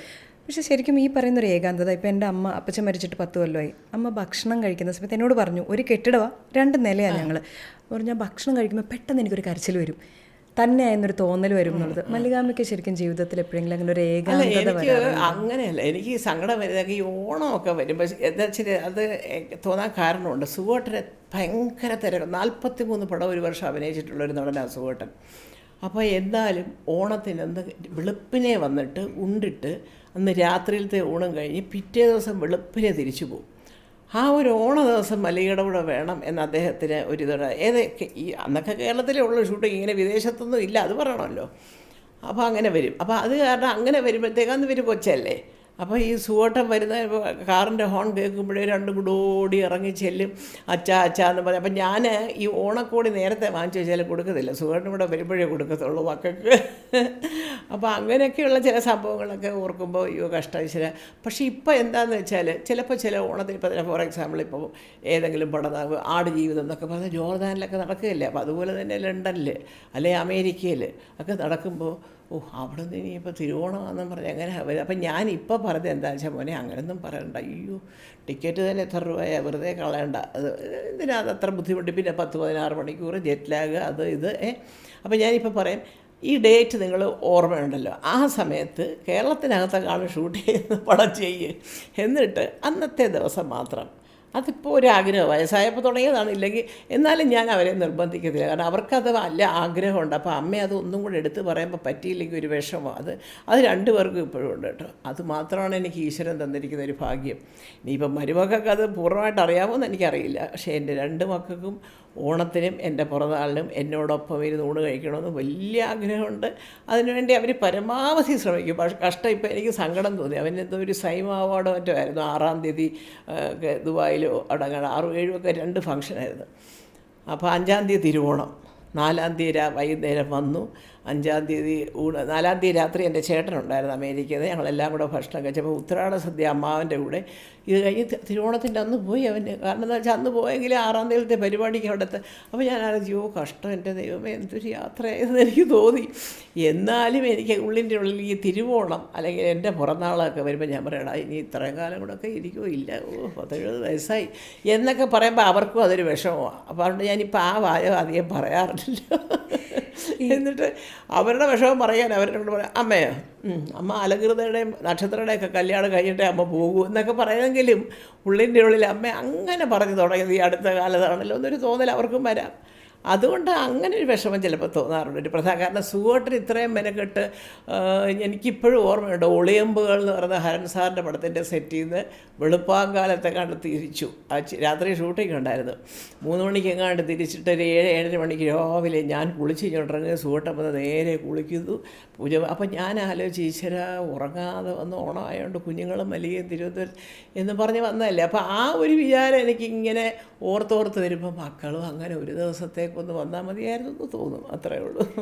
ഇപ്പം പൂർണിമയും സുപ്രിയ ആണെങ്കിലും വളരെ ഇൻഡിപെൻഡൻ്റ് ആയിട്ടുള്ള ഓൺട്രപ്രണേഴ്സാണ് അവർ. അപ്പോൾ അവർ ഇപ്പം മല്ലികാമ്മയുടെ ഒരു ജീവിതം എന്ന് പറഞ്ഞാൽ നേരത്തെ തന്നെ സുകുമാരൻ സാർ പോയി കഴിഞ്ഞപ്പോൾ തൊട്ട് ഈ മക്കൾ തീർച്ചയായും ലൈഫ് ഇവർ രണ്ടുപേരും മാത്രമായിരുന്നു. പിന്നീടാണ് ജീവിതത്തിലേക്ക് ഇവർ രണ്ടുപേരും വരുമ്പോൾ പക്ഷേ ഭയങ്കര അവർ രണ്ട് ഫാമിലിയായിട്ട് മാറി നിൽക്കുക. അപ്പം മനഃപൂർവ്വം ഒരു ബൗണ്ടറി ഇടാറുണ്ടോ? അതായത് ഞാൻ എൻ്റെ കൺസേൺസ് അങ്ങോട്ട് പറയേണ്ട ആവശ്യമില്ല, അവരുടെ ജീവിതത്തിൽ നിൽക്കട്ടെ, കാരണം ഇവർ രണ്ടുപേരും അവരുടേതാകുന്ന ലൈഫിൽ നിൽക്കുന്ന. അതെന്താ പറയുക, ഞാൻ വളരെ സത്യസന്ധമായിട്ടുള്ള മറുപടി പറയും. ഇപ്പോൾ ഈ മരുമക്കളെന്ന് പറയുമ്പോൾ അവരെന്നും മരുമക്കളാണ്, മക്കളല്ല. അപ്പോൾ നമുക്ക് മക്കളോട് പറയാം, പക്ഷേ അതേ ടോണിൽ ചില മരുമക്കളോട് പറഞ്ഞാൽ അമ്മായിയമ്മ കളിക്കുകയാണ് കേട്ടോ അമ്മ, ഈശ്വരാ എന്നൊക്കെ പറഞ്ഞ് ചിലപ്പം ഇന്നത്തെ കാലത്ത് അതാണ് ന്യൂ ജനറേഷൻ. ഈ അമ്മായിയമ്മ എന്ന് പറയുന്നൊരു ഭയങ്കര ഭീകര ജന്തുവാണെന്നാണ് ഇപ്പോൾ നമ്മുടെ സമൂഹത്തിൽ പറഞ്ഞു വെച്ചിരിക്കുന്നത്. അതിനൊരു അപവാദമായിട്ട് ജീവിക്കണമെന്ന് എനിക്ക് ആഗ്രഹമുണ്ട്. അല്ലെങ്കിൽ ഇപ്പോൾ എനിക്കെന്താ പിള്ളേരൊക്കെ പറയുന്നതിന് അമ്മയെ ദുരഭിമാനം, അമ്മയ്ക്ക് ഇവിടെ വന്ന് നിന്നൂടെ എന്നൊക്കെ എപ്പോഴും ചോദിക്കും. എൻ്റെ മക്കൾ രണ്ടുപേരും ചോദിക്കും. അപ്പോൾ ഞാൻ പറയടാ, ഇത് രണ്ടിൻ്റെ അടുത്തല്ലേ, 5 മിനിറ്റ് മതിയല്ലോ എൻ്റെ ഫ്ലാറ്റിലോട്ട് എത്താൻ. എൻ്റെ കൂടെ നിൽക്കുന്ന പഴയ ജോലിക്കാരും എല്ലാവരും അമ്മയ്ക്കുണ്ട്. അമ്മയോട് സുഖമായിട്ടിരിക്കുന്നത് 5 മിനിറ്റ് ഉണ്ടെങ്കിൽ കാറിൽ എത്താം, ഇനി പോരെ ഇവിടെ വാ എന്ന് പറയാം. എന്താണെന്ന് വെച്ചാൽ വേറെ ഒന്നും കൊണ്ടല്ല, അവർക്ക് അവരുടേതായ ഒരു ലൈഫ് സ്റ്റൈലുണ്ട്. ഞാനത് പലപ്പോഴും പറയാറുള്ള, കാരണം ചിലപ്പോൾ ഒരുപക്ഷെ അവർക്ക് പുറത്ത് പോയി ഒന്ന് കഴിക്കണമെന്ന് കാണും. ഞാൻ നേരെ തിരിച്ചാൽ കഴിയുന്നതും ഹോട്ടലിൽ അത്ര വലിയ വിശിഷ്ടാതിഥികളുടെ ഒരു ഡിന്നറിന് പോകുന്നതല്ലാതെ വീട്ടിൽ വല്ലതും ഉണ്ടാക്കി കഴിക്കുന്ന ഒരാളാണ് ഞാൻ. അപ്പം അമ്മയുണ്ടല്ലോ, അമ്മയ്ക്ക് എന്തെങ്കിലും ഉണ്ടാക്കി കൊടുക്കും. അങ്ങനത്തെ ഒരുപാട് കാര്യങ്ങൾ ഇപ്പോഴത്തെ ന്യൂ ജനറേഷന് പെട്ടെന്ന് അങ്ങോട്ട് ഉൾക്കൊള്ളാൻ പ്രയാസം ഉണ്ടാകും. അവർക്കിപ്പോൾ ഭാര്യയ്ക്കും കുഞ്ഞുങ്ങൾക്കും അച്ഛൻ്റെ കൂടെ പുറത്ത് പോകണമെന്നായിരിക്കും ആഗ്രഹം. അമ്മമ്മ ഉള്ളതുകൊണ്ട് അല്ലെങ്കിൽ അച്ഛൻ കൊണ്ടുപോയതിനെ എന്ന് തോന്നത്തില്ലേ എപ്പോഴും. അവർക്ക് പിള്ളേർ പറയുമ്പോൾ അവിടുന്ന് അമ്മൂമ്മ എന്ന് പറഞ്ഞാൽ അവരുടെ കൂടെ വിളിച്ചാലൊക്കെ പോയിട്ടുണ്ടെങ്കിലും അങ്ങനെ ചില കുഴപ്പങ്ങൾ എനിക്കുണ്ട്. കാരണം അവരുടെ ഒരു സ്വാതന്ത്ര്യത്തിലേക്ക് ഈ അമ്മൂമ്മ എന്ന് പറഞ്ഞ ഒരു കഥാപാത്രം, പിന്നെ ഒരു കാര്യം, ഒരു പരിധി വരെ അത് ഞാൻ മാത്രമേ ചിന്തിക്കുന്നുള്ളൂ എന്ന് ചോദിച്ചാൽ എനിക്ക്, കാരണം പെൺകുട്ടികൾക്ക് അവരുടെ അമ്മമാരോട് ഫ്രീഡം കൂടുതലാണ്. വേണ്ട, രാജുവിൻ്റെ അമ്മ വന്നിരിക്കുന്നതല്ലേ, ഇന്ദ്രൻ്റെ അമ്മയുണ്ട് ഇവിടെ എന്നൊക്കെ പറയുന്നത് പോലെ അല്ലല്ലോ അവരുടെ അമ്മ വരുന്നത്. അപ്പോൾ അത് കണ്ടുകൊണ്ട് ഞാനും കൂടെ തുള്ളാൻ തുടങ്ങിയാൽ പനിയാ, നാളെ എന്നെ വന്ന് കണ്ടിട്ട് പോകണം എന്നൊക്കെ പറയാൻ നടക്കുന്ന കാര്യമാണോ എൻ്റെ പൊന്നുമോളെ? ഈ ഫീൽഡ് അറിയാവുന്ന ഒരമ്മയല്ലേ ഞാൻ. മറ്റവർ രണ്ടുപേരും അതല്ലല്ലോ. അവർക്ക് മക്കൾ അവിടെ പോയി അവർ അഭിനയിക്കുന്നു, അല്ലെങ്കിൽ പ്രൊഡക്ഷൻ ചെയ്യുന്നു. ഇപ്പോൾ സുപ്രിയയുടെ അമ്മയ്ക്കാണെങ്കിലും പൂർണിമയുടെ അമ്മയ്ക്കാണെങ്കിലും മക്കളിലൂടെയാണ് ഈ സിനിമാ ഫീൽഡ് എന്താണെന്ന് അവരൊക്കെ. ഞാൻ സ്വയം ഇതിനകത്ത് വന്ന് ഈ പറഞ്ഞതുപോലെ അഭിനയിച്ച് പ്രൊഡ്യൂസ് ചെയ്ത MS ഫിലിംസ് എന്ന് പറയുന്ന എൻ്റെ പേരിലുള്ള കമ്പനിയിൽ ഇരകൾ പ്രൊഡ്യൂസ് ചെയ്ത് അതിന് അവാർഡൊക്കെ, നാഷണൽ അവാർഡൊക്കെ വാങ്ങിച്ചതിൻ്റെ ഓരോന്നിൻ്റെയും പിന്നിലുള്ള എഫർട്ടൊക്കെ എനിക്കറിയാവുന്ന ആളാണ്. ഇന്ന് സോഷ്യൽ മീഡിയയിൽ കയറി ഓരോരുത്തരൊക്കെ കമൻ്റ് അടിക്കുന്നതാണ് ആ സിനിമാ നിർമ്മാണത്തിനെ പറ്റിയൊക്കെ. എന്തറിയാനായിട്ടാണ്? വായിച്ചുള്ള അറിവായിരിക്കും അവർക്കൊക്കെ. ഞങ്ങളൊക്കെ അനുഭവിച്ചിട്ടാണ് പറയുന്നത്. ഒരു പ്രൊഡക്ഷൻ എന്ന് പറഞ്ഞാൽ അതിന് എന്തെല്ലാം കാര്യങ്ങൾ നോക്കണം. 5:30 മണിക്ക് കൂട്ടിക്കൽ ഇരകൾ നടക്കുമ്പോൾ സുവട്ടം പറയാം, അവിടുത്തെ ഹോട്ടലിൽ 7 മണിക്ക് അവിടുത്തെ റെസ്റ്റോറൻറ്റ് തുറക്കത്തുള്ളൂ. നീ ഒരു കാര്യം ചെയ്യും, ഞാൻ എൻ്റെ കൂടെ നിൽക്കുന്ന സ്ത്രീയെയും കൂടെ കൊണ്ടുപോയി കൂട്ടിക്കൽ അപ്പുട്ടിച്ചായൻ്റെ വീടെന്ന് പറഞ്ഞാൽ, അപ്പുട്ടിച്ചായ ഞങ്ങൾക്ക് വളരെ വേണ്ടപ്പെട്ട അവിടെ ഗസ്റ്റ് ഹൗസിൽ താമസിച്ചിട്ട് രാവിലെ 3 ഫ്ലാസ്കിൽ 2 കട്ടൻ ചായയും 1 കട്ടൻ കാപ്പി ഇട്ട് സുവട്ടന് 5:30 മണിക്ക് കാറി പോകുന്നത് അറിയോ? കൂട്ടിക്കലിലുള്ള ഒരു ഹോട്ടലിൽ യൂണിറ്റുകാരെ വിളിച്ചുണർത്താൻ. എന്താ കാര്യം? അവിടെ അപ്പം കാപ്പി കിട്ടത്തില്ല, അടുത്തെങ്ങും കടയുമില്ല. എന്നിട്ട് ഞാൻ ഇട്ട് കൊടുത്ത് അയക്കുകയാണ് 3-4 ഫ്ലാസ്കിൽ. എന്നിട്ട് ഇതവിടെ ഇതിൻ്റെ പിള്ളേരൊക്കെ അന്നത്തെ യൂണിറ്റുകാർ കളിയാക്കും. സാറിൻ്റെ വണ്ടി ഗേറ്റ് തുറക്കാൻ ഹോൺ അടിക്കുമ്പോൾ പേസ്റ്റും ബ്രഷും തലയ്ക്കലെടുത്ത് വെച്ചുകൊണ്ടാണ് ഉറങ്ങുന്നത് എല്ലാവരും. സാറിൻ്റെ വണ്ടിയുടെ ഹോൺ സാർ എഴുന്നേറ്റ് സാർ, ഞങ്ങൾ 1/2 മണിക്കൂറായി എണീറ്റിട്ടുമ്പോൾ ഞങ്ങൾ ഈ ബ്രഷ് ഇങ്ങനെ ഇട്ട് കാണിക്കും സാർ. അപ്പോൾ അങ്ങനത്തെ ഒരു എഫർട്ട് എടുത്ത് സിനിമ നിർമ്മിച്ച ഒരു കാലഘട്ടം കണ്ടിട്ടുള്ളൊരു വ്യക്തിയാണ് ഞാൻ. അതുകൊണ്ട് തന്നെ എനിക്കൊരു പക്ഷേ ഈ പറഞ്ഞതുപോലെ മക്കളോട് ഒരുപാട് എനിക്ക് അങ്ങോട്ട് അതെന്തോ എനിക്കൊരു ഉൾക്കൊള്ളാനൊരു ചെറിയ പ്രയാസമുണ്ട്. വിചാരിച്ചിപ്പോൾ അവരൊക്കെ എന്നെ കളിയാക്കുന്നെങ്കിലും ഞാൻ പറയും, എന്തിനാണ് 5 മിനിറ്റ് വണ്ടി ഓടിച്ചാൽ എൻ്റെ വീട്ടിലെത്തത്തില്ലേ? ഇതല്ലേ സുഖം. ഇത് ഞാൻ സത്യസന്ധമായിട്ട് പറയണം, അല്ലാതെ ആരുടെ മുമ്പിൽ നല്ല പിള്ളയാവാനല്ല. എനിക്കങ്ങനെ ആരുടെ നല്ല പിള്ളയാണെന്നുള്ള സർട്ടിഫിക്കറ്റ് കിട്ടാനും വേണ്ടിയിട്ടല്ല. പക്ഷേ അവർക്ക് അവരുടേതായ ഫ്രീഡങ്ങളും, അയ്യോ അമ്മ പാവം അവിടെ അങ്ങോട്ട് പോകുന്ന വഴി ഒന്ന് കയറണം, പക്ഷേ അമ്മയെ കാണാൻ എന്ന് ചിന്തിച്ചാൽ പോരെ. പിന്നെ എനിക്ക് എന്തൊരു അസുഖം ഉണ്ടെങ്കിൽ, ഒരു പനിയാണെന്ന് പറയാനും ടെൻഷനാണ് 2 പേർക്കും. അതെല്ലാം ഉണ്ട്. ഞാനിവിടെ ഒരു വർഷത്തിന് മുമ്പ് ആസ്റ്ററിൽ ഞാനിവിടെ കിടന്ന എൻ്റെ കാലിലൊരു ചുവപ്പൊക്കെ വന്ന് ഡോക്ടർ ചാൾസ് സാറ്, ഡയബറ്റോളജിസ്റ്റ്, അവർ ടീം ഓഫ് ഡോക്ടേഴ്സ് അതിനെ നോക്കിയത്.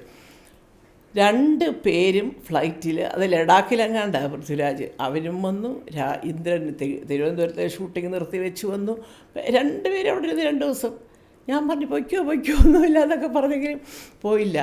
അതിൽ കൂടുതൽ എന്തോ പ്രതീക്ഷിക്കാനാണ് മോളെ ഈ ഫീൽഡ് അറിയാവുന്നവരമ്മ. ഇപ്പോൾ ഈ ഫീൽഡിൽ 50 വർഷം കഴിഞ്ഞു. യങ്ങർ മല്ലികയ്ക്ക് ഒരു ഉപദേശം കൊടുക്കുകയാണെങ്കിൽ, അതായത് ഇനി ആ പഴയ മല്ലികയുടെ കോളേജിലൊക്കെ ചെന്നിട്ട് പറയാൻ പറ്റുമെങ്കിൽ ആ മല്ലികയുടെ അടുത്ത് പറയുന്നൊരു ഉപദേശം എന്തായിരിക്കും? ആ മല്ലികയോട് ഈ മല്ലിക പറയേണ്ട ഉപദേശം, എനിക്ക് പറയാനുള്ളത്, you should never give up.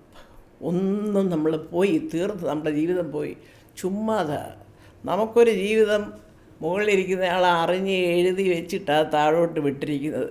അത് പൂർത്തീകരിക്കാതെ അങ്ങോട്ട് വരട്ടെ എന്ന് ചോദിച്ചാൽ അവിടെ നിലടി അത് തീർത്തിട്ട് വന്ന് പറയുന്ന ഒരു ഭഗവാനുണ്ട്. അതിപ്പോൾ ഏത് മതത്തിലായാലും അത് അല്ലേ. ചിലർ ജുമായ്ക്ക് പോയി ഈ പറഞ്ഞതിലൂടെ നിസ്കാരത്തിൽ പങ്കെടുക്കുന്നു, ചിലർ പള്ളിയിൽ പോയി കുർബാന കൈക്കൊള്ളുന്നു, ചിലർ അമ്പലത്തിൽ പോയി തേങ്ങ ഉടയ്ക്കുമോ, ഗുരുവായൂർ പോയി കണ്ണനെ കാണുമോ, എന്തുമാകാം. പക്ഷേ ഒരു സൂപ്പർലേറ്റീവ് ഒരു പവർ, ഒരു ശക്തി മുകളിലുണ്ട്. ആ പവറിനെ സാക്ഷി നിർത്തി ഈ ട്രോളുകാരോടും ഈ ഇല്ലാത്ത കള്ള, ഇപ്പോൾ വേറൊരു ഫാഷനുണ്ട്. ഏതെങ്കിലും ഒരു പത്രത്തിലോ അറിയപ്പെടുന്ന ഒരു ചാനലിലോ കൊടുക്കുന്ന ഇൻ്റർവ്യൂവിലെ 2 വാചകം എടുത്ത് വെച്ച് വേറൊരു സോഷ്യൽ മീഡിയയിൽ ഒരു കഥ പറയുന്നത് കേൾക്കാം. അത് കേട്ടാൽ തോന്നുന്നു നമ്മൾ അവർക്ക് കൊടുത്ത ഇൻ്റർവ്യൂ ആണെന്ന്. എനിക്കത് കാണുമ്പോൾ കഷ്ടം തോന്നി. അയ്യോ, ഇത്ര മാറ്റർ കിട്ടാൻ ഇവർക്ക് പ്രയാസമാണോ? ഏതെങ്കിലും ഇൻ്റർവ്യൂ എടുത്ത് ഒന്നേന്ന് ഇവർ പറയുക. അപ്പോൾ ഞാൻ പറയുന്നത് അല്ലല്ല, അതിനൊക്കെ ഉപരിയായിട്ടൊരു ശക്തിയുണ്ട്. ഇതുകൊണ്ടൊന്നും ഇവരുടെ ആരുടെയും ജീവിതം അവസാനിക്കാൻ പോകുന്നില്ല. അത് എല്ലാവരുടെയും മനസ്സിൽ വേണം. നമുക്ക് നമ്മുടെ കുടുംബത്തിൽ ഒരു വീടായാൽ അച്ഛൻ, അമ്മ, അല്ലെങ്കിൽ ഭർത്താവ്, ഭാര്യ, മക്കൾ, പിന്നീട് അവരുടെ മക്കൾ, ഒരു തലമുറ കിടക്കുന്നു. അപ്പോൾ ഈ തലമുറ നന്നായിട്ട്, ഇപ്പോൾ എൻ്റെ അച്ഛനും അമ്മയും ചെയ്തപ്പോൾ ഞങ്ങളെല്ലാവരും പറയാറുണ്ട്, എൻ്റെ സഹോദരൻ ഞങ്ങളെല്ലാവരും കൂടി പറയാറുണ്ട്, അച്ഛൻ്റെ അമ്മയുടെയും ഈ പറഞ്ഞ സുഹൃതം കൊണ്ടായിരിക്കാം, അല്ലെങ്കിൽ ഈശ്വരാധീനമോ അതോ നമ്മുടെ തന്നെ പൂർവ്വജന്മ സുഹൃതമോ ഒന്നും അറിയത്തില്ല, വലിയ വിഷമമില്ലാതെ ഞങ്ങൾ അച്ഛൻ്റെ അമ്മയുടെ 4 മക്കളും അമേരിക്ക ഡോക്ടർ, എൻ്റെ 2 ചേച്ചിമാരും വളരെ വെൽ സെറ്റിൽഡാണ്, സെൻട്രൽ സ്കൂളിലെ ടീച്ചേഴ്സായിരുന്നു, മക്കളുമൊക്കെ ഡോക്ടർമാരും അപ്പോൾ അതൊക്കെ നമ്മുടെ മാത്രം എടുക്കല്ല മോളെ. ഒരുപക്ഷെ നമ്മുടെ പെരുമാറ്റത്തിലൂടെ, നമ്മുടെ പ്രവൃത്തിയിലൂടെ, നമ്മുടെ മനസ്സിലുള്ള സത്യത്തിനെ ഭഗവാൻ അംഗീകരിക്കുമ്പോഴാണ് ഇതൊക്കെ സാധ്യമാകുന്നത്. അല്ലാതെ എത്രയോ പേര് ഇവിടെ നടക്കുന്നു അല്ലേ. അതുകൊണ്ട് എൻ്റെ പൊന്നു മക്കളെ, എനിക്ക് തരാനുള്ള ഉപദേശം ഇതാണ്. എന്ത് ജോലി ചെയ്താലും, അത് ട്രോളെഴുത്താവട്ടെ അല്ലെങ്കിൽ വേറെ പരദൂഷണമാകട്ടെ, അതിലും ഒരു സത്യത്തിൻ്റെ ഒരു അംശമെങ്കിലും വേണം. അവൻ പറഞ്ഞ് ഇവൻ പറഞ്ഞ് മറ്റവൻ പറഞ്ഞെന്നും പറഞ്ഞ് ഈ സുഖിപ്പിക്കൽ പരിപാടിക്ക് പോകാതെ അധ്വാനിച്ച് ജീവിക്കുക. നിങ്ങൾക്ക് നാളെ അച്ഛനും അമ്മയൊക്കെ അങ്ങ് പോകും, നിങ്ങൾക്കൊരു ജീവിതമുണ്ട്.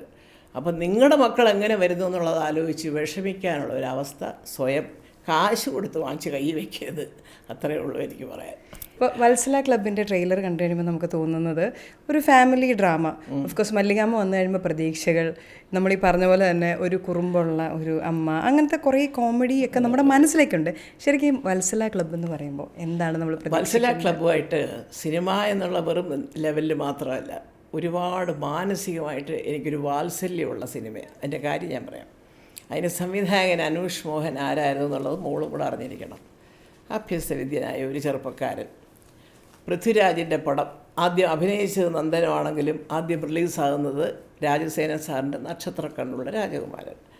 അപ്പോൾ അന്ന് കൈരളി തിയേറ്ററിലാണ് തിരുവനന്തപുരത്ത് ചെന്നപ്പോൾ 2 തെങ്ങിൽ ഇങ്ങനെ ഒരു ബാനർ വലിച്ചു കെട്ടിയിട്ടുണ്ട്. എനിക്ക് നല്ല ഓർമ്മയുണ്ട്, മെറൂൺ കളറിൽ മഞ്ഞ അക്ഷരത്തിൽ റബൽ നായകനായി മലയാളികളുടെ മനസ്സിൽ കുടിയേറിയ സുകുമാരൻ ചേട്ടൻ്റെ മകൻ പൃഥ്വിരാജിന് സ്വാഗതം. ഇതാണ് അതിൽ എഴുതിയിരിക്കുന്നത്. ഞാൻ വിചാരിച്ചു ഇതാരുടെ ഇങ്ങനെയൊക്കെ എഴുതി വെച്ചത്, എനിക്ക് ഒരു പിടിയും കിട്ടിയില്ല. അപ്പം ഞാൻ പറഞ്ഞു, അപ്പോൾ അന്ന് എനിക്ക് ഈ ഫാൻസൊക്കെ വലിയ അന്നൊക്കെ അച്ഛൻ കമലഹാസൻ ഈ തമിഴ്നാട്ടിലൊക്കെ കേട്ടിട്ടുണ്ട് ഇങ്ങനെ രസികർ മണ്ഡലം എന്നൊക്കെ, അന്ന് ഞങ്ങളവിടെ താമസിച്ച കാരണം. അപ്പോൾ ഞാൻ വിചാരിച്ചു അയ്യോ ഈശ്വര, ഇവൻ്റെ ഇവിടെ പഠിച്ച പിള്ളേർ വല്ലതും ആയിരിക്കും എന്നൊക്കെ ഞാൻ വിചാരിച്ചു. അത് കഴിഞ്ഞ് ഞങ്ങൾ സിനിമ കഴിഞ്ഞിട്ടിറങ്ങുമ്പം പേര് എടുത്ത് പറയണം, കാരണം അതിലൊരാൾ, ഈ പറയുന്ന ഒരാൾ മരിച്ചുപോയി. മുടവൻ മകൾ ബിജു ഒരു യൂണിറ്റ് ബോയ് ആയിരുന്നു. പിന്നെ ഒരു പനവിളയുള്ള ഒരു സന്തോഷ് അവിടെ തിരുവനന്തപുരത്ത്. സന്തോഷ് ഇന്നും ഞങ്ങളുടെ ഒരു വലിയ സന്തത സഹചാരിയാണ്, മോൻ്റെയും കുടുംബത്തിൻ്റെയൊക്കെ സന്തോഷ്.